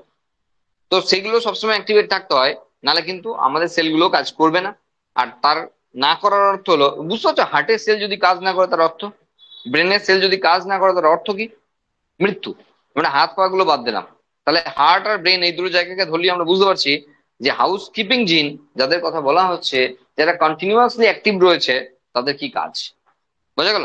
তো যে সমস্ত এনজাইম সমানে কাজ করে চলেছে তাদেরকে বলা হয় হাউস কিপিং জিন। ওকে, এই হলো কিছু টার্ম মানে টার্মিনোলজি যেগুলো এনজাইমের সঙ্গে রিলেটেড। আমরা একদমই স্পেসিফাই করে পয়েন্ট আউট করে দিয়েছি এবং এনজাইম গুলো সম্পর্কে এক লাইন দু লাইন করে বলা আছে যাতে এনসিইআরটি থেকে আমাদের পড়তে সুবিধা হয় সেই কারণের জন্য। আচ্ছা, এনজাইমের classification. There are 6 major classes of enzymes. এরা মেজর ক্লাসেস, এরা এনজাইম না, এটা এনজাইমের গ্রুপ। বোঝা গেল? এনজাইম তো প্রচুর আছে, প্রচুর আছে কেন বলছি, ওয়ান জিন ওয়ান এনজাইম এই যদি কনসেপ্ট হয় তাহলে তুমি ভেবে দেখো আমাদের শরীরে, শুধু আমাদের শরীরে 35 থেকে 40 হাজার জিন আছে এখনো পর্যন্ত আবিষ্কৃত। 35 থেকে 40 হাজার, 5 হাজারের গ্যাপ কেন? অ্যাকচুয়ালি আমরা যে মানুষ, এর জন্য মোটামুটি ধরো 35 হাজার লাগবে। বোঝা গেল? আর বাকি মহামানুষ হতে গেলে আরো 5 হাজার এক্সট্রা। না মানে এরকম নয় ব্যাপারটা। অ্যাকচুয়ালি ধরো 2n = 46, 23, এখানে নাম্বার অফ জিনস, তাই তো, ইকুয়াল টু জিনোম। তাহলে আমাদের জিনোমে 35K to 40K জিন আছে। তার মধ্যে বলছি যে আমাদের জিনোমটা ধরে নিলাম যে মানুষ হতে গেলে এগুলো লাগবেই। আমি বলছি না যে 35 হাজারই, 34 হাজার হতে পারে। ধরো আম গাছ, আমের সিজন চলছে, আম গাছদের বোঝানো যাক। আম গাছ হতে গেলে আম গাছের জিনোম লাগেছি, কিন্তু তারপরেও দেখো ফজলি, ল্যাংড়া, গোলাপ খাস, হিমসাগর, আম্রপালি, সবাই তো আম গাছ। হ্যাঁ সবই আছে, আমি তো তাদের ভ্যারাইটি নিয়ে কথা বলে দিলাম। তার মানে হলো যে আম গাছ, সবাই আম গাছ আমই দেয়, তাহলে আমরা আইডেন্টিফাই করতে পারছি যেগুলো সবাই আম গাছ। কিন্তু তার মধ্যে দেখো কত রকমের ক্যারেক্টারিস্টিক্স, ফিচার্স তারা আলাদা করেছে। এরা হলো সেই বাকিরা, যা তোমার মধ্যে অ্যাক্টিভ আছে, আমার মধ্যে ইনঅ্যাক্টিভ আছে, আমার মধ্যে অ্যাক্টিভ আছে তো তোমাদের ইনঅ্যাক্টিভ আছে, এরকমের আছে। তো আমাদেরকে আলাদা করার জন্য এরা রয়েছে। তার মানে জিনোমে যদি 35 হাজারকে ধরে চলি, তাহলে ওয়ান জিন ওয়ান এনজাইম কনসেপ্টে 35 হাজার এনজাইম, নো ডাউট। ওয়ান জিন ওয়ান এনজাইম কনসেপ্ট যদি হয় তাহলে 35 হাজার জিনের জন্য 35 হাজার এনজাইম, তাই তো মোটামুটি। মানে এরকম আমরা ধরে চলতে পারি। মানুষের জন্য নয়, বাকি সবার জন্য এনজাইম আছে, সুতরাং কম বেশি এই পয়েন্টগুলো এমন বলো। হ্যাঁ, এবারে সব জায়গায় যেহেতু জিন কাজ করছে না, সেজন্য পরের থিওরি হলো ওয়ান জিন ওয়ান পলিপেপটাইড। কারণ সবাই মানতে চাইছে না যে ওয়ান জিন ওয়ান এনজাইম। কেন? ধরো এই মাংসগুলো তৈরি করার সময় জিন তো আর এনজাইম তৈরি করে নাই, মাংসই তৈরি করেছে। তাহলে ওয়ান জিন ওয়ান পলিপেপটাইড, এটা তো প্রোটিন। সেই জায়গায় কিছু ব্যাপার রয়েছে, কিছু ব্যতিক্রমী জায়গা রয়েছে, সেই জন্য আমরা পরের থিওরিতে এসেছি যে ওয়ান জিন ওয়ান পলিপেপটাইড। এই পর্যন্ত তো সবাই মানবে ওয়ান জিন ওয়ান পলিপেপটাইড, কিন্তু আরেকটা থিওরি রয়েছে ওয়ান জিন ওয়ান এনজাইম। তাহলে আমরা যদি ছেড়েই দিই, চলো 5 হাজার ছেড়লাম, তারপরেও তো 30 হাজার জিন রয়েছে, 30 হাজারের জন্য এনজাইম রয়েছে। তার মানে আমাদের সেলের মধ্যে এত জিন আছে যারা কম বেশি কিছু জন সবসময় অ্যাক্টিভ। এইবার এই এত জিনকে, এটা তো মানুষ শুধু, বাকি সবাই আছে, ব্যাকটেরিয়া থেকে আরম্ভ করে মানুষ, এদের জন্য যত এনজাইম আছে তাদেরকে 6টা ক্যাটাগরিতে ভাগ করেছে। এনজাইমের ক্লাসিফিকেশন ট্যাক্সোনমির মতো ইম্পর্টেন্ট জিনিস। আমরা এখানে খুব একটা জোর দিয়ে পড়ি না, কারণ আমাদের বোর্ড বলো, নিট বলো, এগ্রিকালচার বলো, কোনো জায়গাতেই এনজাইমের ক্লাসিফিকেশন নিয়ে খুব বেশি চাপাচাপি করা হয়নি। কিন্তু একটা জিনিস জেনে রাখবে, সেটা হলো এনজাইমের ক্লাসিফিকেশন ঠিক ট্যাক্সোনমিক হায়ারার্কির মতোই একটি ইম্পর্টেন্ট জায়গা, যেখানে স্পেসিফিক্যালি যেমন সিকোয়েন্সে বলা আছে সেই সিকোয়েন্সই বলতে হয়। যদি আমাকে বোর্ডে লিখতে হতো না, তাহলে এই সিকোয়েন্সই লেখা উচিত। নিয়ম যেমন তুমি kingdom, phylum or division, class, order specific ওয়েতেই লিখতে হয়। তুমি ইচ্ছা করলে কিংডম লিখে দিলে, জেনার্স লিখে দিলে, তারপর অর্ডার লিখে দিলে, স্পিসিস লিখে দিলে, যা ইচ্ছা করা যায় না, কারণ এটা হায়ারার্কি। এনজাইমের ক্লাসিফিকেশনও এই ধরনের বড় একটা জায়গা, যেটা এতটুকু জায়গার মধ্যে আমাদের ছেড়ে দিয়েছে। ঠিক আছে, কিন্তু আমরা একটা জিনিস খেয়াল রাখবো, এটা কিন্তু ট্যাক্সোনমি যে ফর্মুলা সেই রকমই এনজাইমের ট্যাক্সোনমি আছে, সেই অনুযায়ী ফলো করে এটা করা হয়। এরা ক্যাটাগরি, এরা কোনো এনজাইম না। যেমন first category dehydrogenase or oxidoreductase. তাহলে এখানে অক্সিডেশন অথবা রিডাকশন প্রক্রিয়ায় সাহায্য করবে, মানে জারণ অথবা বিজারণ ক্রিয়ায় অংশগ্রহণ করবে যে সমস্ত এনজাইম, তাদেরকে অক্সিডো রিডাক্টেজ বলা হয় একসঙ্গে। তার মানে এরা অক্সিডেশনেও আছে, এরা রিডাকশনেও আছে, এবং ডিহাইড্রোজিনেজ এনজাইমও এই গ্রুপে আছে। তার মানে এই ধরনের ক্যাটাগরিতে যারা পড়ে তারা সব এই গ্রুপে ঢুকে গেছে। এই ধরনের কাজ যারা করে তারা এই ক্যাটাগরিতে ঢুকে গেছে। 2 নম্বর, transferase catalyzes the transfer of a group from one substrate to another। তাহলে একটা সাবস্ট্রেটকে অন্য সাবস্ট্রেটে কনভার্ট করতে গেলে যারা কাজ করে তারা ট্রান্সফারেন্স। খুব সহজ অর্থে বললে একটা গ্রুপকে অন্য একটা গ্রুপকে কোন একটা সাবস্ট্রেট থেকে অন্য সাবস্ট্রেটে ট্রান্সফার করতে যারা কাজ করে তারা হলো ট্রান্সফারেজ। একটা সাবস্ট্রেটের কোন একটা গ্রুপ, যে গ্রুপই হোক, অ্যামিনো গ্রুপ হোক, কার্বক্সিল গ্রুপ হোক, ওইচ যা ইচ্ছা হোক, তাকে ট্রান্সফার করে অন্য একটি সাবস্ট্রেটে অ্যাড করবে, যারা করে তাদের নাম ট্রান্সফারেজ। এবার সেখানে তো যখনই তুমি উদাহরণ পাচ্ছ, উদাহরণ সব আলাদা আলাদা, এরা সব এনজাইম। তাহলে এটা একটা গ্রুপ যারা এই কাজেই ব্যস্ত, তারা ট্রান্সফারেজ। 3 নম্বর, হাইড্রোলাইজেস, যারা জলের উপস্থিতিতে বিক্রিয়া করে তারা সব হাইড্রোলাইজ। তো ওই যে লাইসোজোম যখন পড়েছিলাম তখন 50 রকমের হাইড্রোলাইটিক এনজাইমের কথা হয়েছিল, বলা হয়েছিল যে ডেঞ্জারাস টাইপের সব এনজাইম গুলো এর মধ্যে রয়েছে। আমাদের ডাইজেস্টিভ ট্রাকে যারা রয়েছে তারা সব হাইড্রোলাইটিক এনজাইম, যারা জলের উপস্থিতিতে বিক্রিয়া করে। তুমি কোন একটা খাবার খেলে, এনজাইম খুব কম মাত্রায় ক্ষরণ হয় আর অনেক কাজ করে। এনজাইমের একটা প্রপার্টি, অল্প পরিমাণে বেরোয়, অনেক কাজ করে। এবার তুমি ধরো কোন একটা খাবার খেলে, আর খাবার খাওয়ার সময় জলের গ্লাস নিয়ে বসেছো, মানে কিছু বেসিক জিনিস এখানে জেনে নিতে হবে। আমরা আজকে ইচ্ছা করলে এটাকে কমপ্লিট করে লিভিং ওয়ার্ল্ড শুরু করতে পারি, কিন্তু সেটা একবারই তোমাদের ওপর ছেড়ে দিচ্ছি, যেটাকে শেষ করে লিভিং ওয়ার্ল্ড ধরবো কিনা। না তাহলে সেই মডেলে পড়াবো, মানে একটু গল্প গল্প অ্যাড করবো যদি এটা দিয়ে শেষ হয়, আর না হলে তাড়াতাড়ি করে সারবো।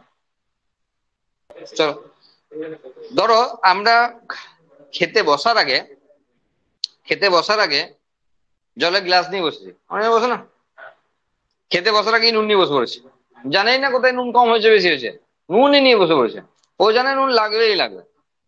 তেমন অনেকে আছে জলের গ্লাস নিয়ে বসে। এবং যাই হোক, খাবার খাওয়ার সময় জল খাওয়ার কোনো প্রয়োজন নাই, জল খাওয়া উচিতই না। খাবার অন্তত পক্ষে আধ ঘন্টা, মিনিমাম 2 ঘন্টা বাদ জল খাওয়া উচিত। ব্যাপারটা খুব টাফ হয়ে যেতে পারে, সেই জন্য খাবার খাওয়ার আধ ঘন্টা অন্তত পক্ষে পর জল খাওয়া উচিত। আর যদি সেটা কোনো ফ্যাট জাতীয় খাবার হয়, তেলে ভাজা হয়, তা তো একদমই না, জলের কোনো দেখা মিললে হবে না ওইখানে। কারণ এনজাইম, এক প্লেট খাবার খেয়েছো, এনজাইম বেরোবে কিন্তু অল্প, যারা কাজ করবে এই সাবস্ট্রেটের উপর। তুমি যদি জল ঢেলে দাও তাহলে এনজাইমে জল ঢেলে দাও, যা হবার তাই হবে। এনজাইম ডাইলিউট হয়ে গেল, যত বেশি গুলে যাবে তার ঘনত্ব তত কমে যাবে, কাজ করার ক্ষমতা তত কমে যাবে। তাহলে কখন জল ঢালবো? যখন ভাঙা হয়ে গেছে, তখন তো জল ঢাললে কাজ হবে না। তাহলে জলটা ঢালবো ঠিক তত পরে যখন ও অলরেডি ভেঙে ফেলেছে, এবার তুমি জল ঢাল দাও। আর জল ঢাললে কি হবে? গুলবে, গুললেই অ্যাবজর্ব হবে, তাহলে এটা হজমের জন্য বেস্ট প্রসেস। কিন্তু আমরা যদি একবার করে খাবার খাচ্ছি আর এক ঢোক করে জল মেরে দিচ্ছি, তাহলে কি হবে?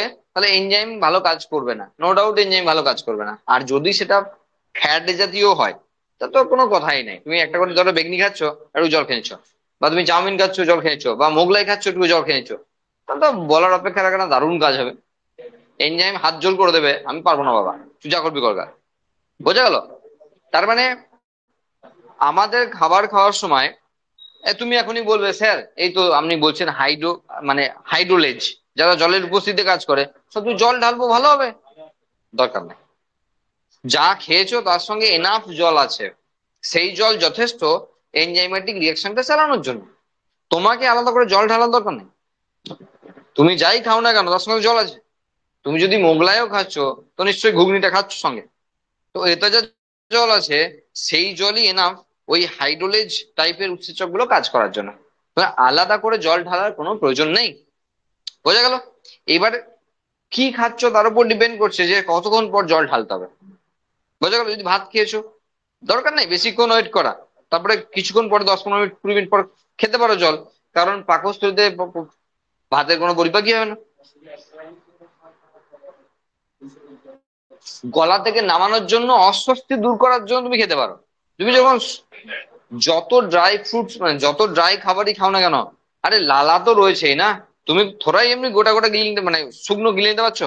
তুমি যখন টোস্ট তুমি যখন টোস্টও খাচ্ছ, মেরি বিস্কুটও খাচ্ছ, তখন সেটা খাবার সময় মেরি বিস্কুট হিসাবে তো গলা দিয়ে নামছে না না। সেটা তো অন্তত পক্ষে সেটা একটা মানে দলা পাকিয়ে যাচ্ছে। তাহলে সেখানে এনাফ এনজাইম এনাফ জল আছে যা ওটাকে পরিপাক করতে যথেষ্ট। তো সুতরাং সেখানেও জল খাওয়ার প্রয়োজন নাই। হাইড্রোলেজ ভালো কাজ করে জলের উপস্থিতিতে, তাই বদলে জলের মধ্যে ভাসিয়ে দিলে হবে না, তাহলে কাজ করতে পারবে না। তাহলে ডাইলিউট হয়ে যাবে, ভালো কাজ করতে পারবে। বোঝা গেল? আমাদের ডাইজেস্টিভ ট্র্যাকে যত আছে সব হাইড্রোলেজ, এটা খুব মনে রাখার বিষয় রয়েছে। হাইড্রোলেজ of various bonds such as glycosidic bond, ester bond, peptide bond, as for example amylase, lipase, protease, nuclease। তাহলে এদের কাজ হলো জলের উপস্থিতিতে বন্ড ভাঙা। ভালো করে মনে রাখবে, জলের উপস্থিতিতে বন্ড ভাঙা।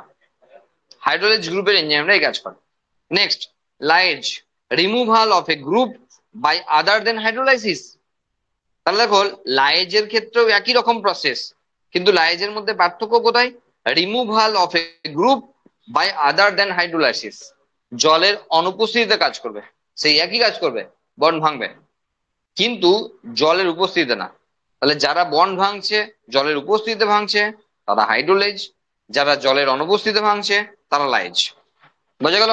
উদাহরণ রয়েছে, প্রত্যেকটা উদাহরণ নিজের দায়িত্বে ভালো করে করবে, কারণ উদাহরণ তো আমার বুঝিয়ে দেওয়ার কোনো কাজ না। আইসোমারের উপর কাজ করবে।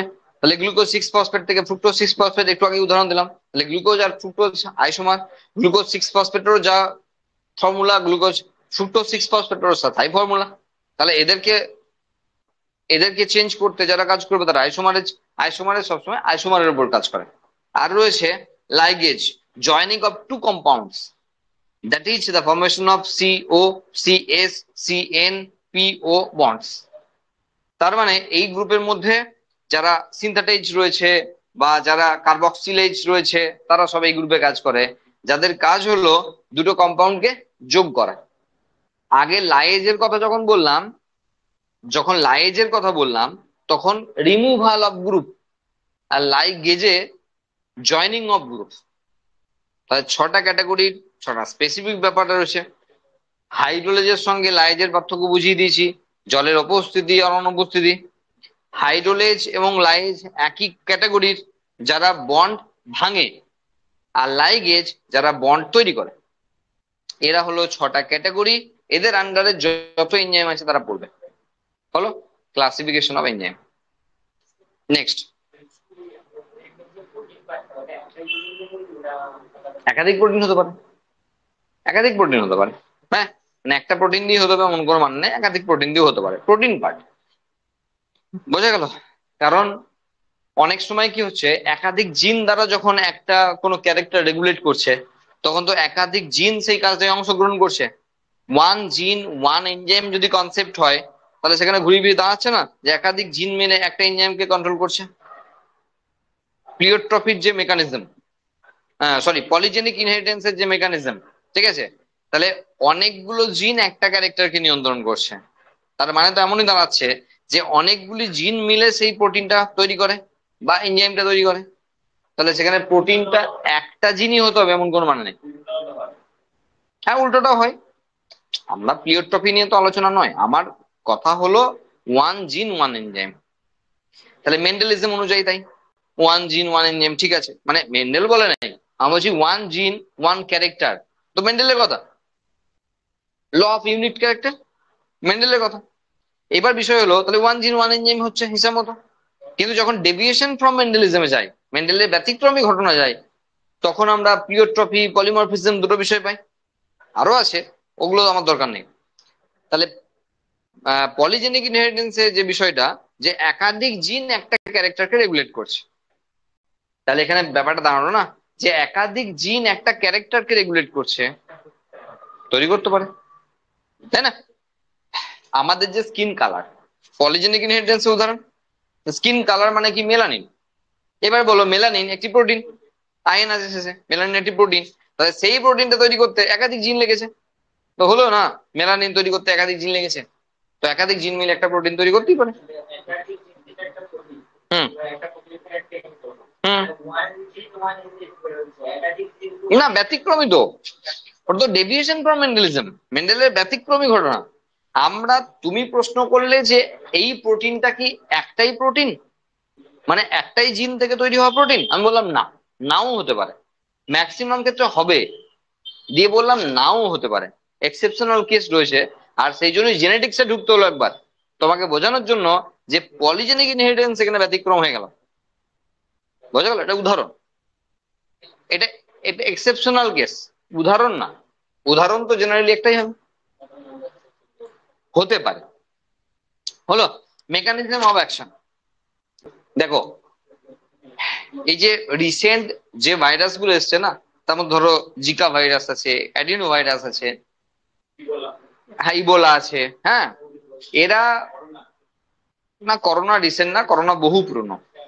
তো এরা ভাইরাসের ক্ষেত্রে কি হয়, তো স্পেসিফিক যে রোগগুলো হয় সেই রোগ অনুযায়ী ভাইরাসের নাম হয় ম্যাক্সিমাম ক্ষেত্রে, কিছু ব্যতিক্রমী আছে, বাকি সব সেই ভাইরাস। তো অ্যাডিনো ভাইরাস কি করে, যে জিনের ক্ষেত্রে সিকোয়েন্সকে বদল করে। ঠিক আছে, এবার তুমি সেই বিষয়ে জানতে গেলে ভাইরাস চ্যাপ্টার যখন আলোচনা করব তখন আমরা ডিটেলে বলতে পারবো। আমরা তখন এনজাইম নিয়ে আলোচনা করছি। তো অ্যাডিনো ভাইরাস তুমি এটুকু জেনে রাখো যে মানে মডার্ন এজে যে সমস্ত ভাইরাস আসছে, মানে যাদেরকে নতুন করে আমাদেরকে ভাবতে হচ্ছে, তার মধ্যে অ্যাডিনো ভাইরাস অন্যতম, যারা জিন সিকোয়েন্সকে চেঞ্জ করতে পারে। ঠিক আছে, ব্যাস। মেকানিজম অফ এনজাইম অ্যাকশন, এবার মন দিয়ে শুনবে, হ্যাঁ, এবার বাকিগুলো কিন্তু একটু বোঝার আছে। Energy is required to convert the inert molecules into the activated stage. The amount of energy required to raise the energy of molecules at which chemical reaction can occur is called activation energy. তাহলে এনজাইমের ক্ষেত্রে important term হলো activation energy. সেটা কি?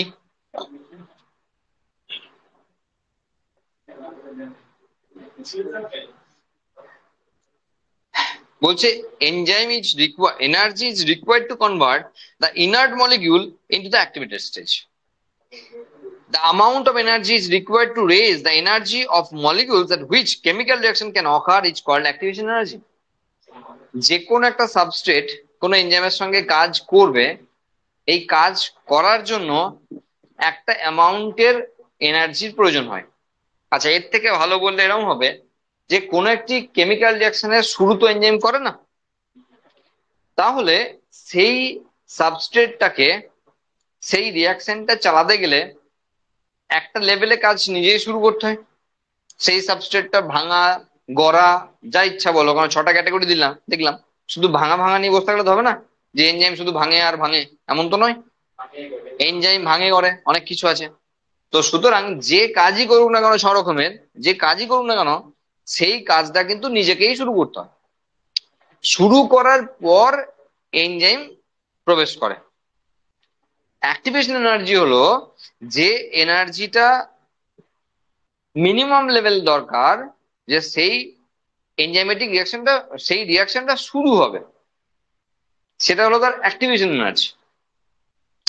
কাজটাকে শুরু করার জন্য যে এনার্জিটা প্রয়োজন আছে সেটা হলো অ্যাক্টিভেশন এনার্জি। এরপর এনজাইম কি করে, ওই অ্যাক্টিভেশন এনার্জি যতটা লাগছে ওই অ্যামাউন্টটাকে কমায়। সেটা আমরা প্রথমেই আমরা আলোচনা করেছিলাম, প্রথম এনজাইম শুরু করার সময় প্রথম লাইনই প্রথম দিকেই ছিল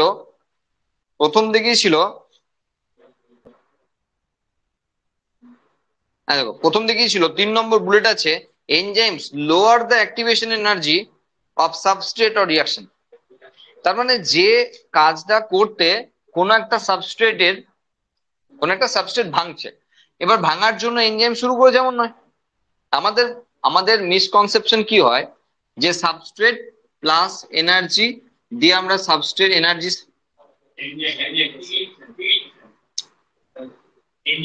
এনজাইম সাবস্ট্রেট কমপ্লেক্স দিয়ে সেখানে product plus enzyme.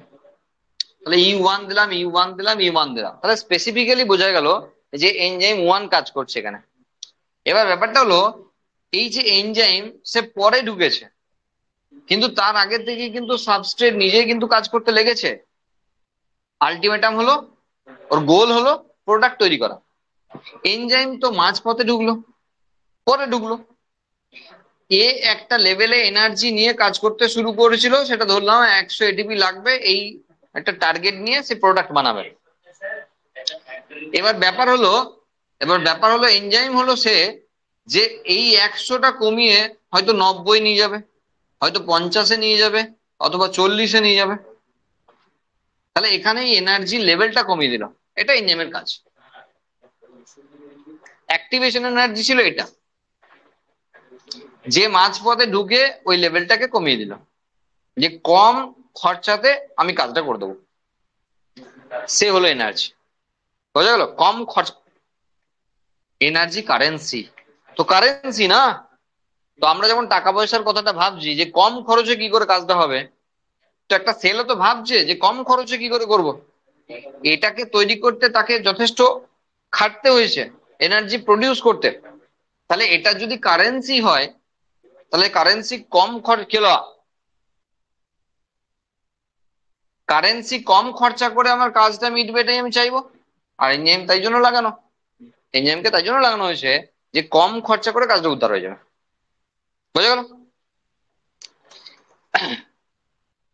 Enzyme act by decreasing the activation energy so that the number of activated molecules is increased at a lowering energy levels. ওটাই বলা হচ্ছে বারবার।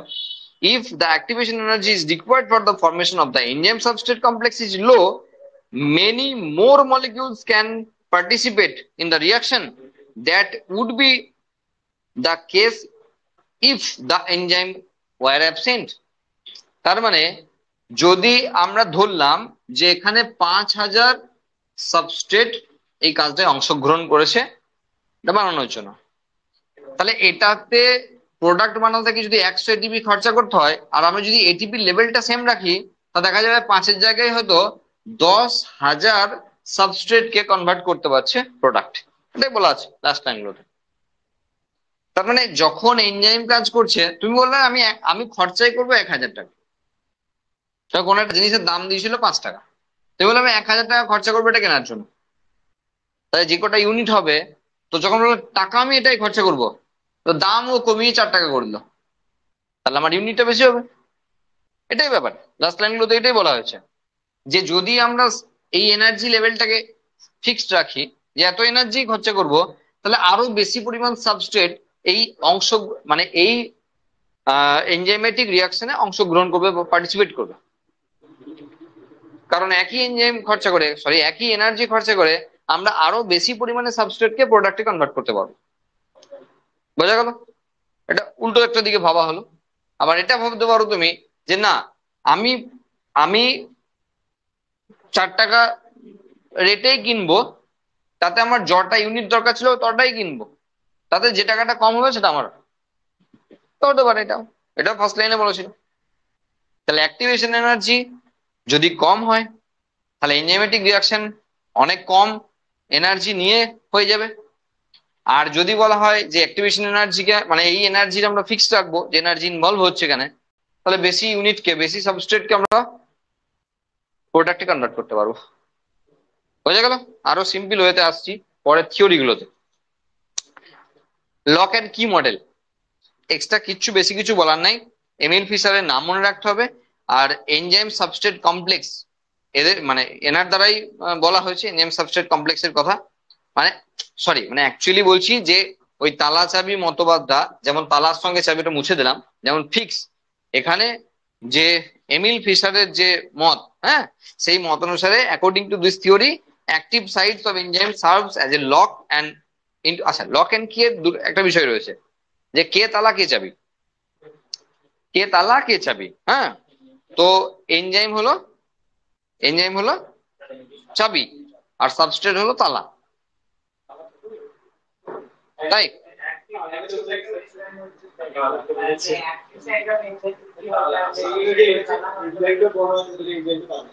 না না, আমি একটা কথা বলি, বলছি কে বড় কে ছোট আমরা অনেক সময় আঁকতে গিয়ে ছোট বড় করে দেবো। মানে যখন আমার সুবিধা হবে এনজাইমটা বড় করলে সাবস্ট্রেটটা ছোট করলে বুঝতে পারবো, তখন এনজাইম বড় হবে সাবস্ট্রেট ছোট হয়ে যাবে।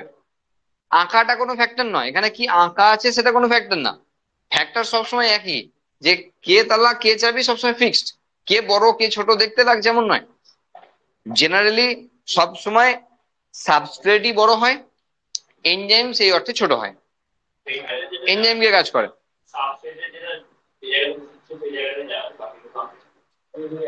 সাবস্ট্রেটে যে জায়গাটা জুড়ছে সেই জায়গাটা আঁকা আছে, সে বাকিটা আঁকা নেই। ছবিগুলি মানো, ছবির কথা ছেড়ে দাও।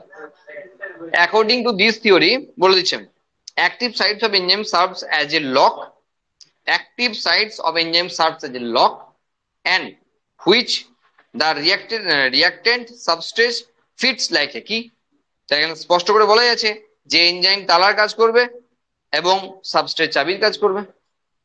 তাহলে অত কনফিউশনের কিছু নাই, ডাইরেক্ট লাইনেই বলা আছে। আচ্ছা, enzymes have the specific sites where the particular substrate can only attached. This model accounts the enzyme specificity। প্রত্যেকটা সাবস্ট্রেট প্রত্যেকটা এনজাইমের প্রতি স্পেসিফিক, বা প্রত্যেকটা এনজাইম প্রত্যেকটা সাবস্ট্রেটের প্রতি স্পেসিফিক। এমন নয় যে খেয়েছি ভাত আর প্রোটিওলাইটিক এনজাইম বলে দিল ঠিক আছে আজকে কার্বোহাইড্রেটের এনজাইম গুলো কাজ করছে না, আমরা আজকে কাজটা করে দিই, এমন হবে না। বা উল্টোটাও হবে না, সেই এনজাইম সেই সাবস্ট্রেটে। তা তোমার যদি প্রোটিন ডাইজেস্টিং সিস্টেমের প্রোটিন ডাইজেস্টিং এনজাইমের অভাব হয় দেহে, তাহলে সেক্ষেত্রে তোমার প্রোটিন জাতীয় খাবার থেকে অ্যাভয়েড করতে হবে। দুধ ভাঙার জন্য যদি পেপসিন তোমার শরীরে অ্যাভেলেবেল না বেরোয়, তা দুধ থেকে তোমাকে বিরত থাকতে হবে, সেখানে অন্য কোনো অপশন নাই।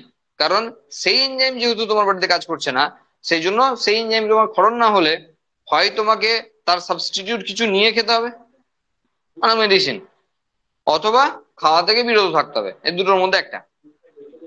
ওকে, আচ্ছা, এনজাইম সাবস্ট্রেট কমপ্লেক্স।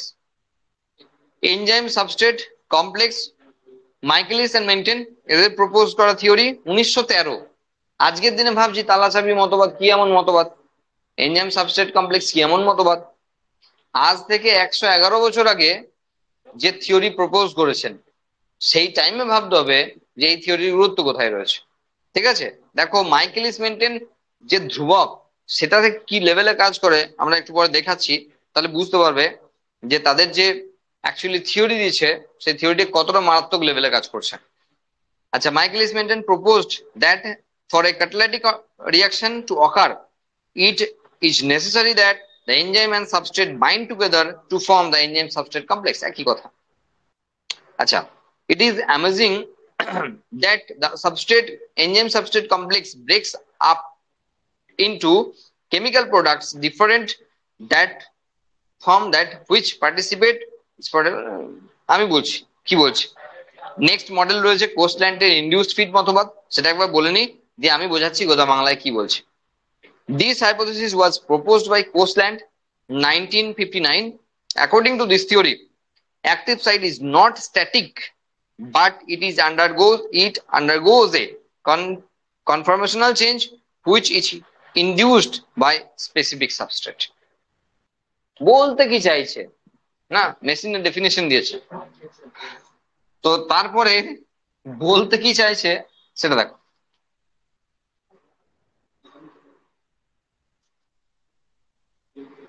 সব বুঝলাম, দেখো সেটা হলো যে যদি দেখো ধরো কোনো একটা এনজাইম, সাপোজ এটা এনজাইম, তাহলে এই এনজাইমের ক্ষেত্রে একটা জায়গা থাকবে যে জায়গাটায় সাবস্ট্রেটকে ধরবে, আর একটা জায়গা থাকবে যেটা কাজ করবে। যে জায়গাটা দিয়ে কাজ করবে সেটাকে বলা হয় অ্যাক্টিভ সাইট।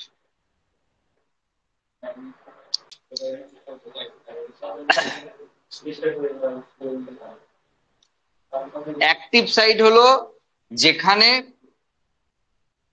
সাবস্ট্রেটের মানে যে কাজটা করবে সেই কাজটার জায়গা এটা। সাবস্ট্রেট সাবস্ট্রেটকে বাইন্ড করার জন্য আলাদা একটা জায়গা আছে, ঠিক আছে? এটা কোস্টল্যান্ডের থিওরি অনুযায়ী এটাকে বলা হয় বাট্রেসিং সাইট। দরকার নেই মনে রাখার, এনসিইআরটি তে নাই, কোনো প্রয়োজন নাই। আর তারপরের থিওরি অনুযায়ী এটা হলো অ্যালোস্টেরিক সাইট। একই একই একই হচ্ছে হচ্ছে সব হচ্ছে হচ্ছে সব হচ্ছে। বলছি ধরো তোমাকে এক থাবড়া মারবো, এবার সেকেন্ড অপশন হলো তোমার কান ধরে এক থাবড়া মারবো। দুটোর মধ্যে পার্থক্য আছে, বোঝা গেল? কোনটা জোরে হবে, কোনটা ভালো হবে, কোনটা খারাপ হবে, আমরা সেই সব মানে বিতর্কে যাচ্ছি না। আমরা বলতে চাইছি যে তোমাকে থাবড়া মারবো একটা অপশন, আর সেকেন্ড অপশন তোমার কান ধরে থাবড়া মারবো। এই দুটো অপশন আমরা যেতে চাইছি। সেকেন্ড অপশন সেটা হলো এটা, যে একটা সাবস্ট্রেটকে আমি ভাঙবো, জুড়বো, যা ইচ্ছা করবো, তার জন্য যে কাজ করবে, এনজাইমের যে অংশটা কাজ করবে সে হলো অ্যাক্টিভ সাইট। এটা নো ডাউট, এটা এনজাইম তার অ্যাক্টিভ সাইট দিয়ে কাজটা করবে, ভাঙা জোড়া এটা ওটা যা করুক।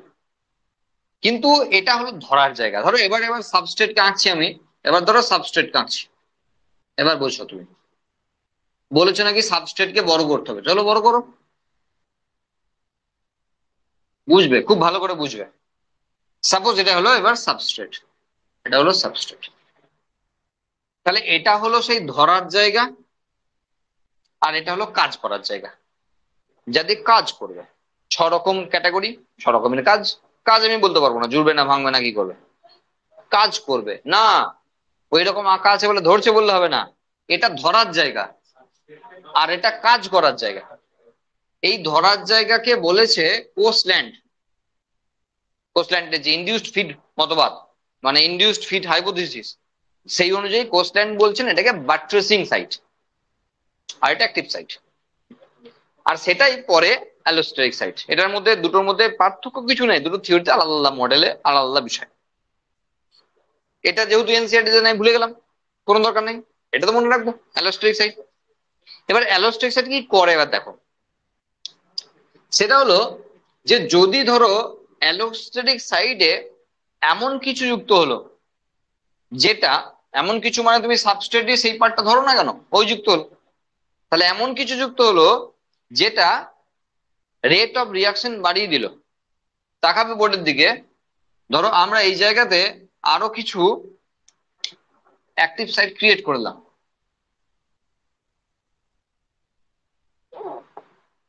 তার মানে কাজ করার জায়গা আরো বেড়ে গেল।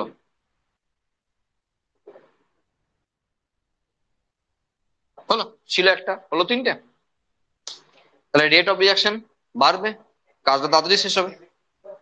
হুম, গাদা গাদা হতে পারে, তাহলে কাজ করার অপশনটা বেড়ে যাবে, সময় কম লাগবে।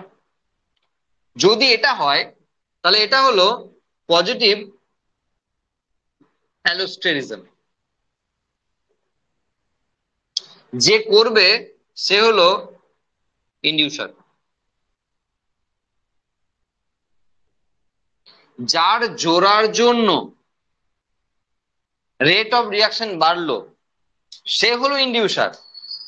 মেকানিজমটা হলো পজিটিভ অ্যালোস্টেরিজম। মেকানিজমটা হলো, পজিটিভটা লিখলাম না, পজিটিভ অ্যালোস্টেরিজম। যার জন্য হলো সে হলো ইনডিউসার, আর মেকানিজমটা হলো পজিটিভ অ্যালোস্টেরিজম। তার মানে এই অংশটাই এমন কিছু প্রবেশ যাতে এনজাইমের কনফিগারেশন চেঞ্জ হয়েছে। আর কনফিগারেশন চেঞ্জ হওয়া মানে তার বিভিন্ন জায়গায় অ্যাক্টিভ সাইটের পরিমাণ বেড়েছে। যদি এটা করে তাহলে কাজ বাড়বে, মানে আরো অ্যাক্টিভ সাইট বাড়া মানে কি, আরো বেশি লোক যদি কাজ করে তো সময় কমে যাবে না, তাহলে কম সময়ের মধ্যে বেশি কাজ হয়ে যাবে। তাহলে ইনডিউসার দিলে, কেউ যদি কোনো একটা এনজাইমেটিক রিঅ্যাকশনে ইনডিউসার হয় তাহলে অবভিয়াসলি সেই রিঅ্যাকশনের গতিবেগ বাড়বে, মানে velocity of enzymatic reaction increase করবে। হলো, এইবার ধরো তিনটে ছিল, এবার একজন এসে যোগ দিয়েছে রিপ্রেশার, আর যার জন্য ঘটনা ঘটলো নেগেটিভ অ্যালোস্টেরিজম। মানে ছিল তিনটে আর মুছে দিয়ে একটা করে দাও, আমি মুছছি না, মুছে দিয়ে তুমি মনে মনে একটা করে দাও, তাহলে কি হবে? রেট অফ রিঅ্যাকশন কমে যাবে। তাহলে যে এসে এই কাজটি করালো সে হলো রিপ্রেশার। রিপ্রেশারের জন্য ঘটনাটা ঘটলো যেটা, সেটা হলো রেট অফ রিঅ্যাকশন কমে গেল, তাহলে এটা নেগেটিভ অ্যালোস্টেরিজম হয়ে গেল। আবার একবার প্রথম থেকে বলছি, একটা এনজাইমের ক্ষেত্রে দুটো সাইড থাকে, একটা হলো বাট্রেসিং সাইট অর অ্যালোস্টেরিক সাইট, একই ব্যাপার, দুটো থিওরিতে আলাদা নাম দিয়েছে। আর একটা হলো অ্যাক্টিভ সাইট। বাট্রেসিং সাইট বা অ্যালোস্টেরিক সাইটে ধরে, সাবস্ট্রেটটাকে ধরে, আর অ্যাক্টিভ সাইটে অরিজিনালি কাজটা হয়। কাজ বলতে 6 রকমের যে কাজ আছে, সেই কাজের মধ্যে যে কোনো একটা। এবার অ্যালোস্টেরিক সাইট আর বাট্রেসিং সাইটে 2 রকমের ব্যাপার হতে পারে। যদি কেউ প্রবেশ করার জন্য অ্যাক্টিভ সাইটের সংখ্যা বেড়ে যায়, তাহলে এখানে রেট অফ রিঅ্যাকশন বেড়ে যাবে। আরো ভালো করে বোঝাচ্ছি অন্য জায়গায়, তার মানে ওই কাজটাই আরো কম সময়ে হয়ে যাবে। আর যদি এমন কেউ প্রবেশ করলো যার জন্য অ্যাক্টিভ সাইটের সংখ্যা কমে গেল, মানে এ কনফিগারেশন চেঞ্জ করে দিল, যতগুলো ঘর ছিল ও ব্লক করে দিল, প্রোটিনের কনফিগারেশন চেঞ্জ করলো, ব্লক করে দিল, তার মানে রেট অফ রিঅ্যাকশন কমে যাবে, যার জন্য কমলো সে রিপ্রেশার, ঘটনার নাম নেগেটিভ অ্যালোস্টেরিজম। এটা হয়ে গেল অ্যালোস্টেরিজম। এইবার আরো অনেক কিছু বলার আছে, সব বলে নিয়ে তারপরে কোশ্চেন নেবো। দেখো ভালো করে বোঝো, ধরো এটা একটা কন্টেন্ট, এখানে একটা এনজাইমেটিক রিঅ্যাকশন করানো হবে। এখানে মোট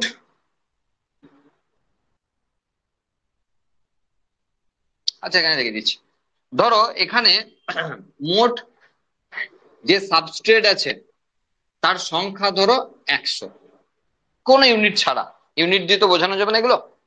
ধরো সাবস্ট্রেট আছে 100। এবার এখানে প্রত্যেকটা এনজাইম ধরো একটা করে সাবস্ট্রেটের সঙ্গে কাজ করবে, সাপোজ একটা করে সাবস্ট্রেটের সঙ্গে কাজ করবে।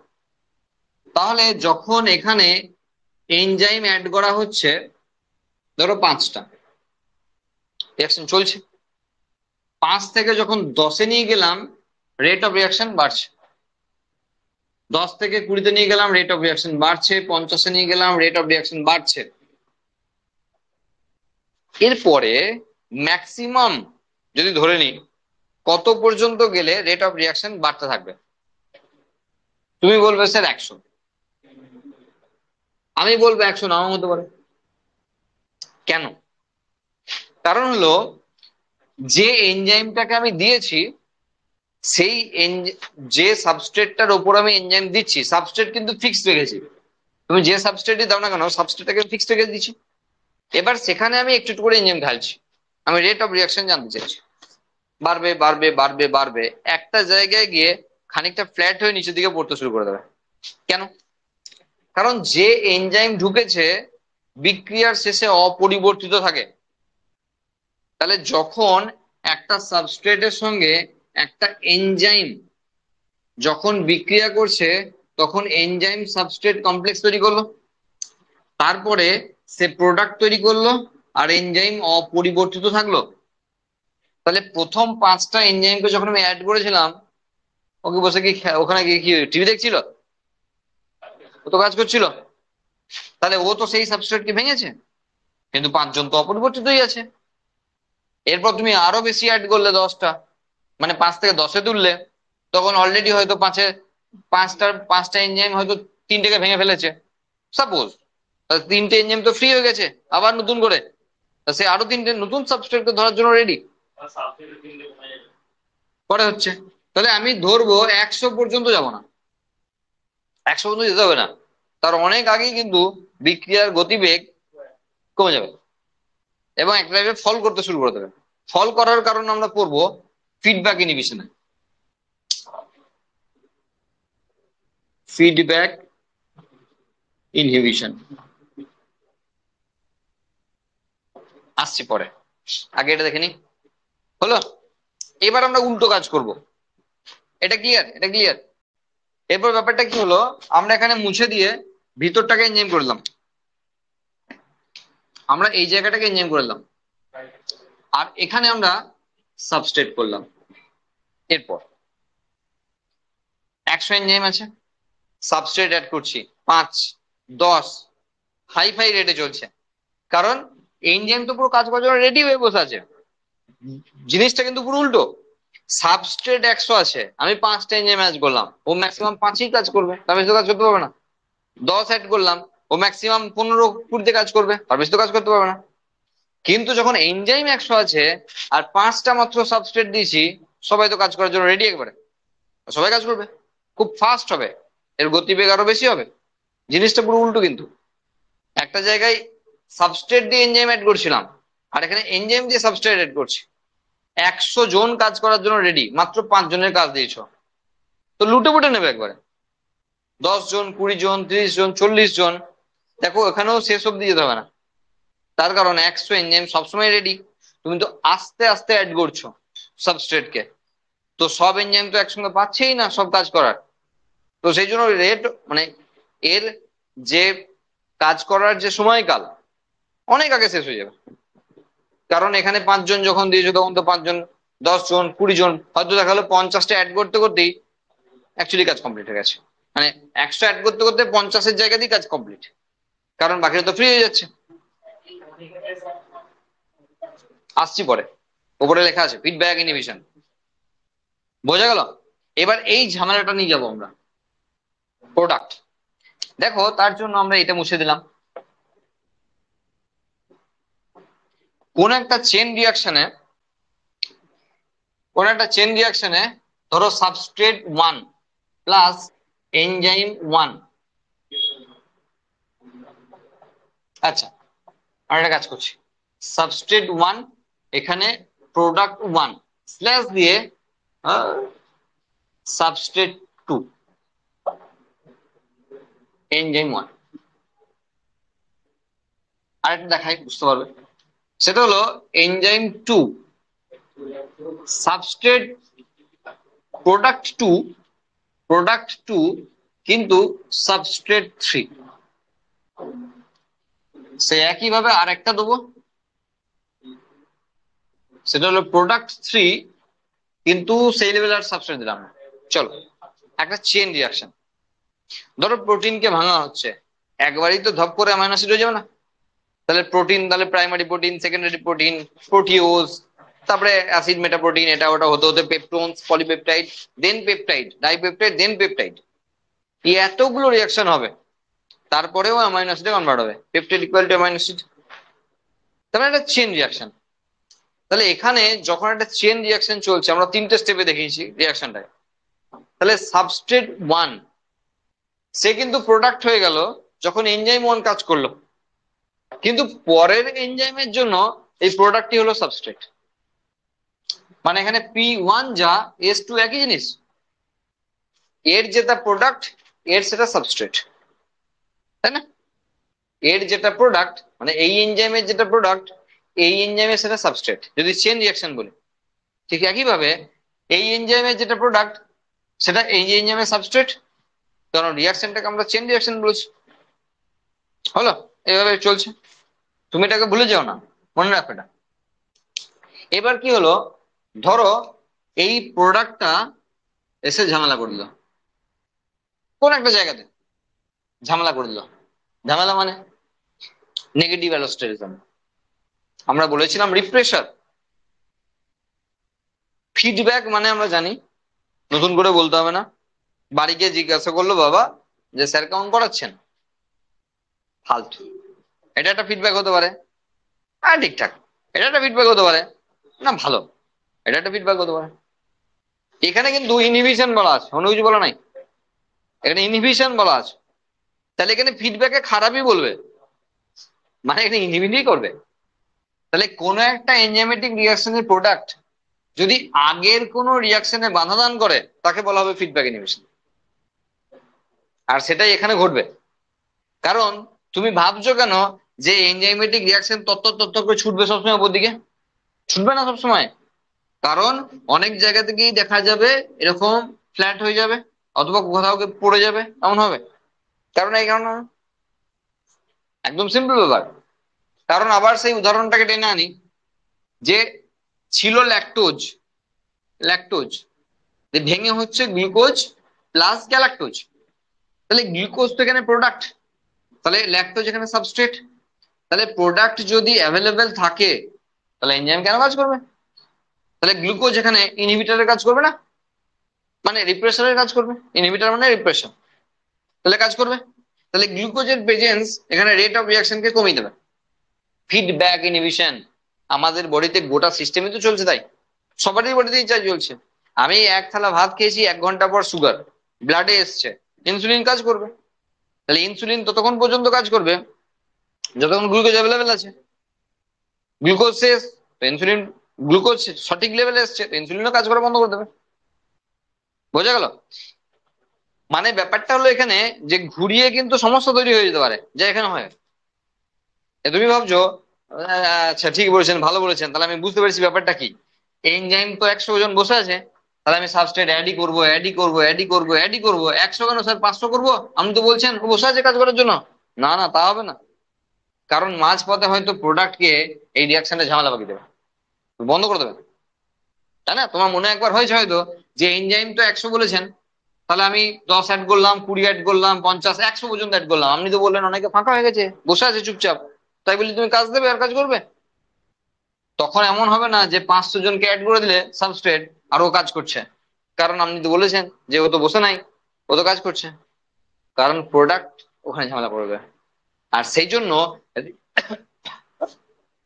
সরি, সেই জন্য রেট অফ রিয়াকশন কিন্তু একটা জায়গায় গিয়ে আস্তে আস্তে একটা স্যাচুরেটেড লেভেলে চলে আসবে, না পড়লেও স্যাচুরেটেড লেভেলে চলে আসবে, কারণ সেখানে ফিডব্যাক ইনহিবিশনের মতো কাজ হচ্ছে। বোঝা গেল? এবার আমরা এনজাইম সাবস্ট্রেট কমপ্লেক্স নিয়ে এই সেম জিনিস বোঝানো, তো আমরা শুধু গ্রাফ দেখাবো এনজাইম সাবস্ট্রেট কমপ্লেক্স কে নিয়ে, কারণ এখানে আমাকে মাইকেলিস মেন্টেন ধ্রুবক সম্পর্কে বলতে হবে।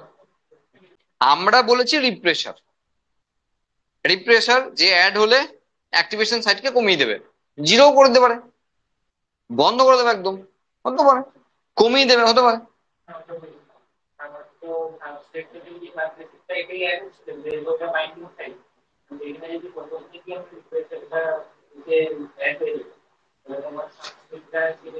বুঝতে ভুল হচ্ছে, বাট্রেসিং সাইট আর অ্যালোস্টেরিক সাইট কিন্তু আলাদা একটা জায়গা, আর অ্যাক্টিভ সাইট আলাদা একটা জায়গা। অ্যাক্টিভ সাইটে কাজ হয়, থাবড়াটা মারবো, কান কিন্তু অন্য জায়গায় আছে, থাবড়াটা গালে মারবো, কান ধরে গালে মারবো, তো কান আলাদা জায়গায় আছে। তাহলে বাট্রেসিং সাইট একটা জায়গা যেখানে সাবস্ট্রেট ধরা দেবেই দেবে, কোনো অসুবিধা নেই। এবার তার উপর ডিপেন্ড করছে অ্যাক্টিভ সাইট কি রূপে কাজ করবে। আমরা বললাম বাট্রেসিং সাইটে এমন কেউ যুক্ত হলো যেখানে অ্যাক্টিভ সাইটের সংখ্যা কমিয়ে দিল, তাহলে রেট অফ রিঅ্যাকশন কমে যাবে, জিরো হয়ে যেতে পারে।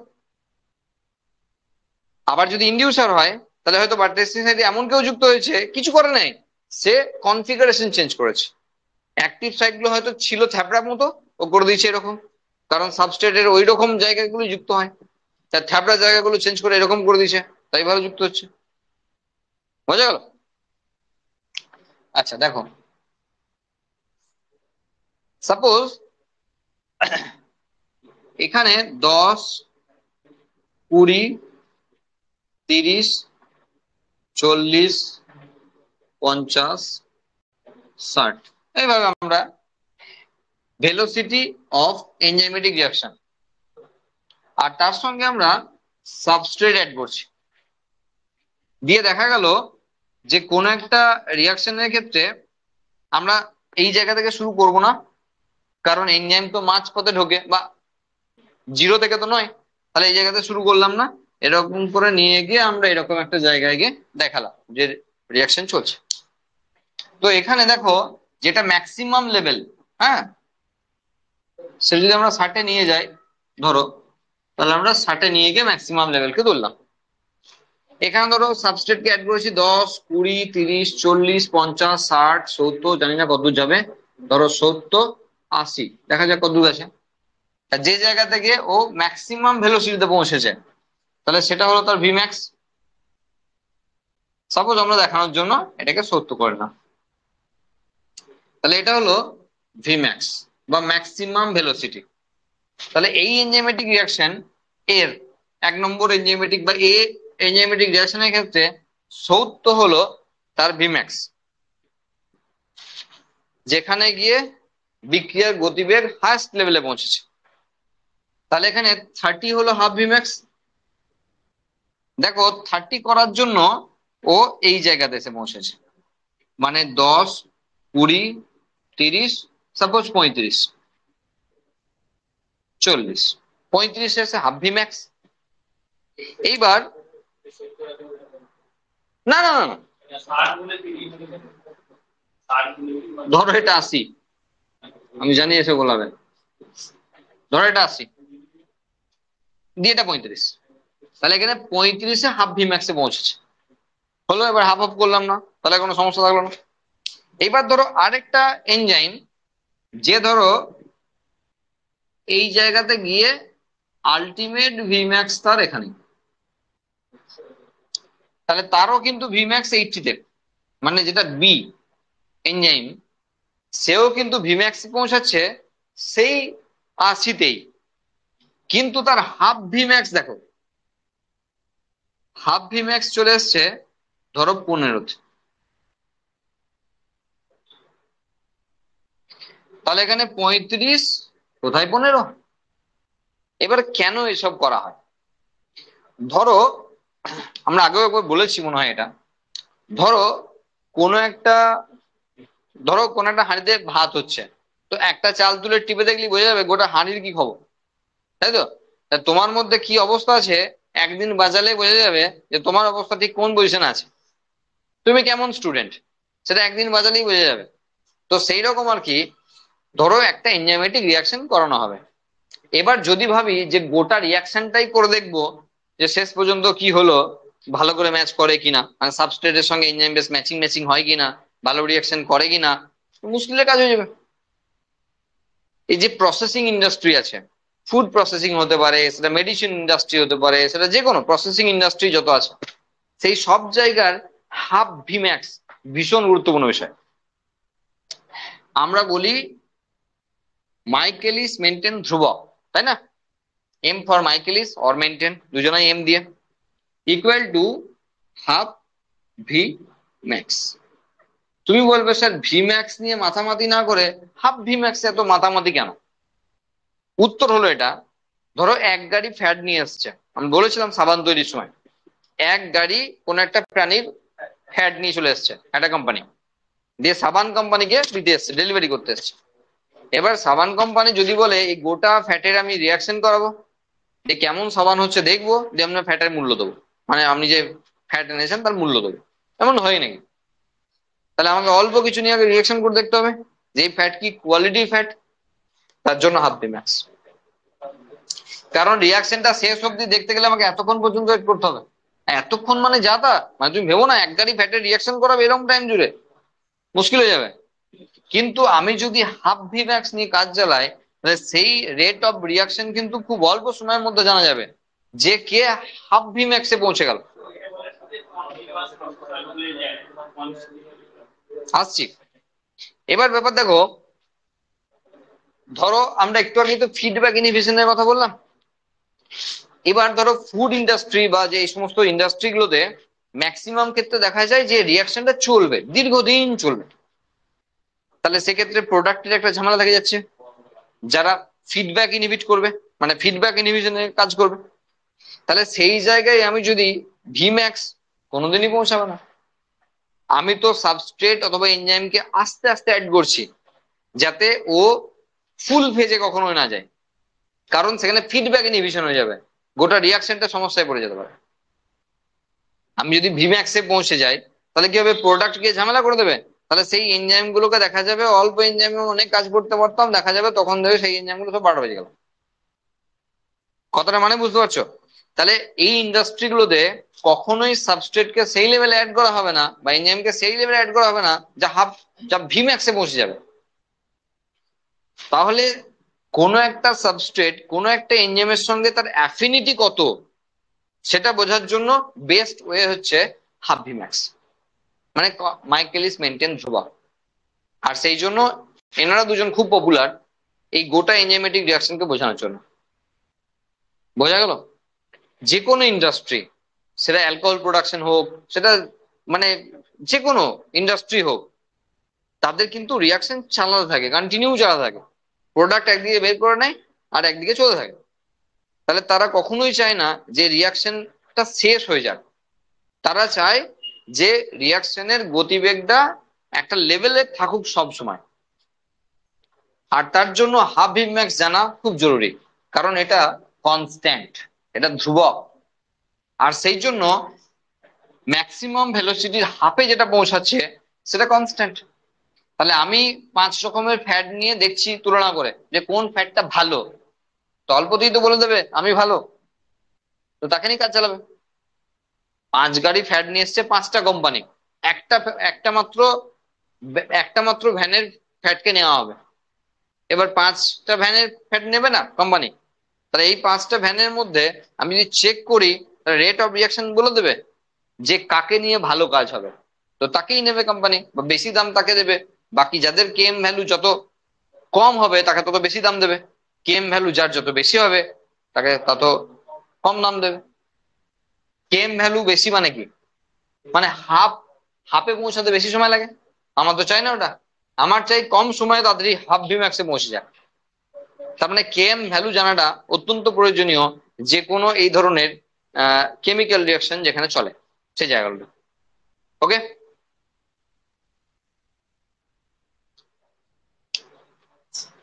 প্রপার্টিতে অনেক বিষয় ছিল, সেটা হলো টেম্পারেচার। 20 থেকে 25 থেকে, আচ্ছা দাঁড়াও,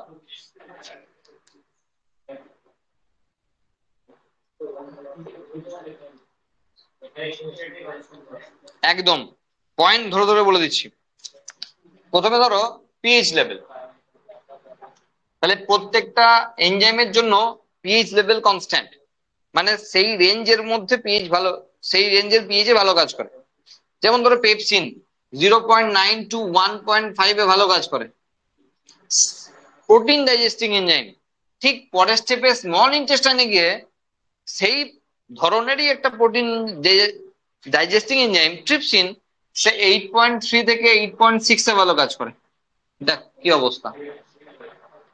তার মানে জানালো পেপসিন প্রোটিন ডাইজেস্টিং এনজাইম যে এই লেভেলে, মানে হাইলি অ্যাসিডিক লেভেলে কাজ করছিল, ট্রিপসিন আরেকটি উৎসেচক যে লেভেলে কাজ করছে। খাবার খাওয়ার সময় প্রোটিন জাতীয় খাবার যদি খায়, প্রোটিন জাতীয় এবং ফ্যাট জাতীয় খাবারের পরিপাক খুব পাকস্থলিতে হয়, কার্বোহাইড্রেটের পরিপাক পাকস্থলিতে হয় না। সেই জন্য আমরা ভাত মুড়ি খেয়ে বেশিক্ষণ পেট ভরে থাকে না, খিদে পেয়ে যায় অল্প সময়ের মধ্যে, কারণ ওরা পাকস্থলী থেকে চলে যায়, আর পাকস্থলী ফাঁকা মানে পেট ফাঁকা। তার মানে দাঁড়ালো যদি আমাকে প্রোটিন অথবা ফ্যাট জাতীয় খাবার খাইয়ে দেওয়া হয় বা আমি খাই, তাহলে পাকস্থলীতে বেশিক্ষণ ধরে স্টে করবে। এবার যদি HCl এসে এই পিএইচ লেভেল তৈরি করতে না পারে, তাহলে আমি ব্যর্থ প্রোটিন পরিপাকে। আর তার জন্য 7 up, Sprite, Coke, Thums Up add করো, কারণ সেখানে প্রেসারাইজড কার্বন ডাইঅক্সাইড আছে যা অ্যাকচুয়ালি পিএইচ লেভেলকে ডাউন করতে সাহায্য করবে, যা HCl পাচ্ছিল না তা ওই প্রেসারাইজড কার্বন ডাইঅক্সাইড করাবে। ফলে আমার খাবারগুলো হজম করতে ভালো হবে। এক থালা ভাত খেয়ে তুমি যদি ভাবছো একটা থামস আপ খাবো বা 7 আপ খাবো, কোনো লাভ নাই, কারণ ওখানে কোনো কাজই করবে না। ওই পিএইচ লেভেল আসে যায়, কার্বোহাইড্রেট কিছু আসে যায় না, কারণ ওখানে কার্বোহাইড্রেট পরিপাকই হয় না। যে এনজাইম গুলো কাজ করে সেই এনজাইম গুলো ওখানকার জন্য স্পেসিফিক পিএইচে কাজ করে। আর সেই জন্য প্রোটিন বা ফ্যাট জাতীয় খাবার খাওয়ার পর কোল্ড ড্রিঙ্কস, অবভিয়াসলি মাজা ফ্রুটি না, প্রেসারাইজড কার্বন ডাইঅক্সাইড যুক্ত যে কোল্ড ড্রিঙ্কস, তারা এখানে ভালো কাজ করবে। বোঝা গেল? তাহলে পিএইচ লেভেল মারাত্মক লেভেলে কাজ করবে সব জায়গাতে। তাহলে সেই একই জিনিস, তোমার অ্যাসিডিটি হয়েছে, তার মানে অ্যাসিডিক লেভেল তোমার হাই ফাই লেভেলে চলে এসছে, তার জন্য বেসিক কিছু ঢালতে হবে। তো ইনো খাও, এখন পেপফিস খাও। তাহলে খালি পেটে যদি তুমি কোল্ড ড্রিঙ্কস খেয়ে বসে থাকো, তাহলে 12টা হয়ে যাবে, কারণ অলরেডি সারা রাত জুড়ে HCl ক্ষরণ হয়েছে, তার অ্যাসিডিক লেভেল আছে, অলরেডি তুমি আবার অ্যাসিড ঢালছো, মানে অ্যাসিডিক লেভেলের কিছু ঢালছো। বোঝা গেল?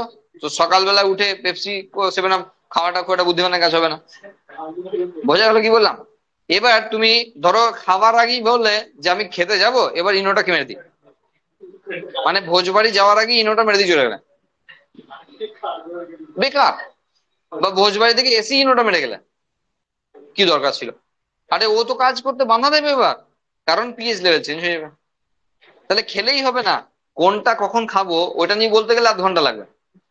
মানে এই যে র্যানটাক, ফেমটাক, জিনটাক, হিস্টাক থেকে আরম্ভ করে আরডি, মানে যত রকমের ডিএসআর এগুলো রয়েছে, পেপফিজ, ইনো, 7 আপ, এরা কম বেশি সবাইকেই আমরা পছন্দ করি যে হজমে সাহায্য করবে, কিন্তু কে কখন এটা নিয়ে বলতে গেলে 0.5 ঘন্টার একটা লেকচার দিতে হবে। ঠিক আছে, আমরা ডাইজেস্টিভ সিস্টেম যদি সিলেবাসে আসে, তাহলে ডাইজেস্টিভ সিস্টেম বলার সময় এই লেকচারটা আমরা দেবো, কোনো অসুবিধা নেই। টেম্পারেচার, দেখো টেম্পারেচার একটা রেঞ্জে কাজ করছে, তার মানে সেই টেম্পারেচারের থেকে বাড়া কমা হলে অবশ্যই ভালো কাজ করবে না। এবং এখানে আমরা যখন বলি যে 25 থেকে 40 ডিগ্রি সেন্টিগ্রেডে ভালো কাজ করবে, এনসিআরটি বলছে 25 থেকে 35 ডিগ্রি সেন্টিগ্রেডে ভালো কাজ করবে। চলো ঠিক আছে, এবার আমরা আগের দিন বলেছিলাম যে আমাদের বডি টেম্পারেচার তো 37.45 এরকম, তো অলরেডি তো লেভেল পেরিয়ে যাচ্ছে, তাই না?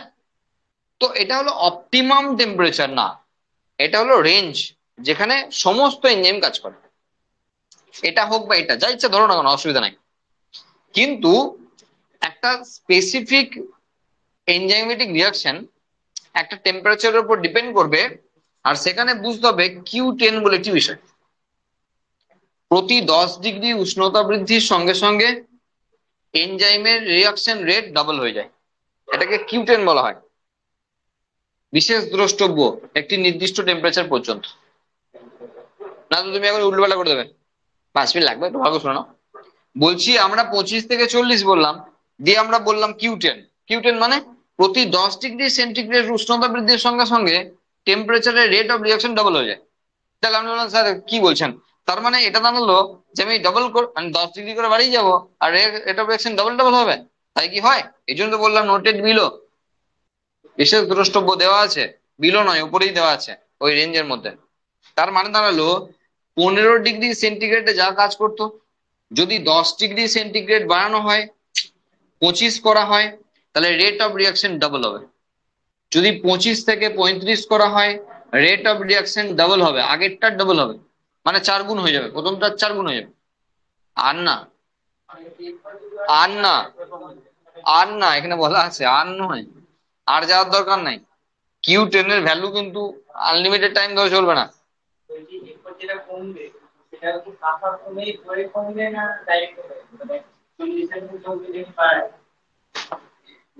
একটা এনজাইম জেনারেলি তৈরি হয় প্রোটিন দিয়ে। প্রোটিনকে যদি ঠান্ডায় নিয়ে যাওয়া হয় আর প্রোটিনকে যদি গরমে নিয়ে যাওয়া হয়, তার কনফিগারেশন চেঞ্জ হয়। প্রোটিনকে যদি ঠান্ডায় নিয়ে যাওয়া হয় তাহলে সে ইনঅ্যাক্টিভেট হয়ে যায়, আর প্রোটিনকে যদি গরমে নিয়ে যাওয়া হয় তাহলে কোলয়েড ফরম্যাটে চলে যায়। ডিমের পোচ করার সময় দেখলি ব্যাপারটা বোঝা যাবে, সাদা অংশটার কি হাল হয়। তাহলে এই এনজাইমটা আমরা জ্বর এলেও মরে যাই, এই তো কারণ এখানেই লুকিয়ে আছে। 104 105 যখন জ্বর, তখন ন্যাচারালি 40 ছাড়িয়ে চলে গেছে। তাহলে আমার এনজাইম গুলো কোথায় কাজ করছে?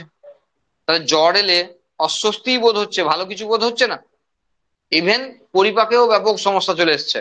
তখন তুমি যদি রিচ খাবার দাবার খেয়ে বসে থাকো, তোমার হজম হতে পারে না, কারণ এনজাইম কাজ করবে না। সিম্পল ব্যাপার না? তাহলে যখন রেঞ্জ ছাড়িয়ে যাচ্ছে তখন সব এনজাইমই তো কাজ করতে ব্যর্থ হচ্ছে। তাহলে যদি একটা রেঞ্জের ছাপিয়ে যায় তাহলে আমি মরেই যাব, কারণ কাজই তো করছিল এনজাইম গুলো। তাহলে সেই এনজাইম গুলো কোলয়েড ফরম্যাটে চলে যাবে, তার মানে সেই এনজাইম গুলো পুরো গেল। তাহলে কাজ করবে কারা? এতক্ষণ ধরে তো বলছি লেবারের মতো কাজ তো এনজাইমই করবে। তাহলে যারা নষ্ট হয়েই গেল, তাহলে কাজ করার কেউ থাকলো না, যার অর্থ হলো মৃত্যু। বোঝা গেল? সেই জন্য জ্বরে মারা যায় লোকজন, বলো। হ্যাঁ, বেশি জ্বরে মারা যায়। সেই জন্য ঠান্ডা লাগে লাগে যাই হোক হোক, আগে তুমি ওর জ্বর কমাও, আগে কারণ যাই হোক পিছনে ওর জ্বর কমাও, জলপট্টি দাও, স্নান করিয়ে যাও, বরফ দাও, যা পারবে করো, বিশেষ করে মাথায়। না, কোথায় দেয় জলপট্টি? কোথায় দেয়? গায়ে দেয়? মাথায় দেয়। মাথার টেম্পারেচার আগে কমাও। হেড অফিস এটা, এটা যদি গরম হয়ে যায়, এখানকার এনজাইম যদি কাজ করা বন্ধ করে দেয়, তো মৃত্যু। তাতে তুমি চান করিয়ে দাও 5 বার, জ্বর এলে অনেকে বলে না গরম জলে গা মোছাবো, এটা করবো সেটা করবো, আগে ঠান্ডা করো তাকে, তার বডি টেম্পারেচার কমাতে হবে, কমাতে হবে। কারণ মানে ডাক্তার কখনো বলবে না যে জ্বর এলে আপনি চান করাবেন না, এটা ডাক্তাররা বলে না, সব বাড়ির যারা আছে তারা বলে যে জ্বর এলে চান করানো যাবে না। জ্বর এলে চান করাও, কারণ তাতে বডি টেম্পারেচার ফল করবে, ভালো হবে। বোঝা গেল? এবার জ্বরের কারণ খোঁজো আলাদা করে, কারণ আলাদা করে খোঁজো, কারণ জ্বরটা তো একটা ফল, কারণ তো অন্য কিছু আছে পিছনে। তুমি আগে ফলটা কি আগে ঠিক করো, হ্যাঁ কারণ পরে খুঁজবে, নাহলে মরে যাবে সে। বোঝা গেল? ঠিক একই জিনিস উল্টোটা, যদি আমাকে বরফে আটকে রেখে দেয় তাও মরে যাবো। কেন? এই জন্য টেম্পারেচার লো করলে প্রোটিন ইনঅ্যাক্টিভ হয়ে যাবে, তার মানে এনজাইম গুলো কাজ করবে না, আর ইনঅ্যাক্টিভেশনের জন্য আমরা কিন্তু মারা যাব। দুটো কারণেই মারা যাব। হ্যাঁ, বরফে আটকে গেলে সে কিন্তু না খেতে পেয়ে মরে না, তার এনজাইম এনজাইম ডাউন মানে এনজাইম গুলো মানে কাজ করা বন্ধ করে দেয়, সেই জন্য মরে যায়। এনজাইম কনসেন্ট্রেশন বলা আছে এখানে, একটা কন্টেনার দিয়ে যেটা বোঝালাম সেটা এনজাইম কনসেন্ট্রেশন বলা ছিল, সাবস্ট্রেট কনসেন্ট্রেশন বলা ছিল, সেই একই কন্টেনারে বলা ছিল। একে যোগ করবো ওকে যোগ করবো এরকম করে বলা ছিল ওগুলো। মাইকেলিস মেন্টন ধ্রুবক বলা হয়ে গেছে, পড়ানো শেষ। কম্পিটিটিভ ইনহিবিটর, যেটা আমাদের আগেকার কোশ্চেনে ছিল, সেটা হলো ফিডব্যাক ইনহিবিশন। তো আমরা শুনলাম, সঙ্গে এনজাইম পড়ানোর সময় কম্পিটিটিভ ইনহিবিটর বলে একটা ব্যাপার আছে। সেটা হলো যখন এনজাইমেটিক রিয়াকশন চলছে, চেন রিয়াকশন চলছে, তখন অনেক সময় হয় একাধিক এনজাইম একসঙ্গে কাজ করছে। হতেই পারে একাধিক এনজাইম একসঙ্গে কাজ করছে একটা চেন রিয়াকশনে। এবার দেখা যায় যে প্রত্যেকটা এনজাইমেটিক রিয়াকশনের প্রোডাক্ট আলাদা। যদি এমন হয় যে একটা চেন রিয়াকশনের আলাদা দুটো এনজাইম কাজ করছে, দুইয়ের বেশি হতে পারে, আলাদা দুটো বা তার বেশি এনজাইম কাজ করছে, তাদের প্রোডাক্ট একে অপরের বিক্রিয়ায় বাধা দান করছে, তখন সেটা কম্পিটিটিভ ইনহিবিটরের কাজ করে। কম্পিটিটিভ ইনহিবিটর একটা প্রসেসই কোন স্টেপকে কে বাধা দেবে তার জন্য কম্পিটিশন লাগিয়ে দিচ্ছে। সবসময় খারাপ ভেবো না, এটা ভালো। কারণ কম্পিটিটিভ ইনহিবিটর কাজ করে বলে আমাদের বডির পুরো ফিডব্যাক মেকানিজম কাজ করে। কথা বুঝতে পারলে কি বললাম? একটা চেন রিয়াকশন একাধিক স্টেপে চলছে, একাধিক স্টেপে একাধিক এনজাইম কাজ করছে, একাধিক স্টেপে একাধিক প্রোডাক্ট তৈরি হচ্ছে। যদি দেখা যায়, ধরো চেন রিয়াকশনকে বড় করলাম, 20টা স্টেপ করলাম, 3টে স্টেপে দেখলে হবে না, 20টা স্টেপ করলাম, তাহলে প্রোডাক্ট বিভিন্ন জায়গায় বিভিন্ন রকম। এবার দেখা গেল একটা প্রোডাক্ট অন্য একটা রিয়াকশনের কে বাধা দান করছে, ঠিক বললো তুই দাঁড়া, তুই আমার রিয়াকশনকে বাধা দান করছিস, আমি তোর রিয়াকশন কে বাধা দান করবো। তো এখানে একটা কম্পিটিটিভ ইনহিবিটরের কাজ করে, যে কে ইনহিবিট করবে।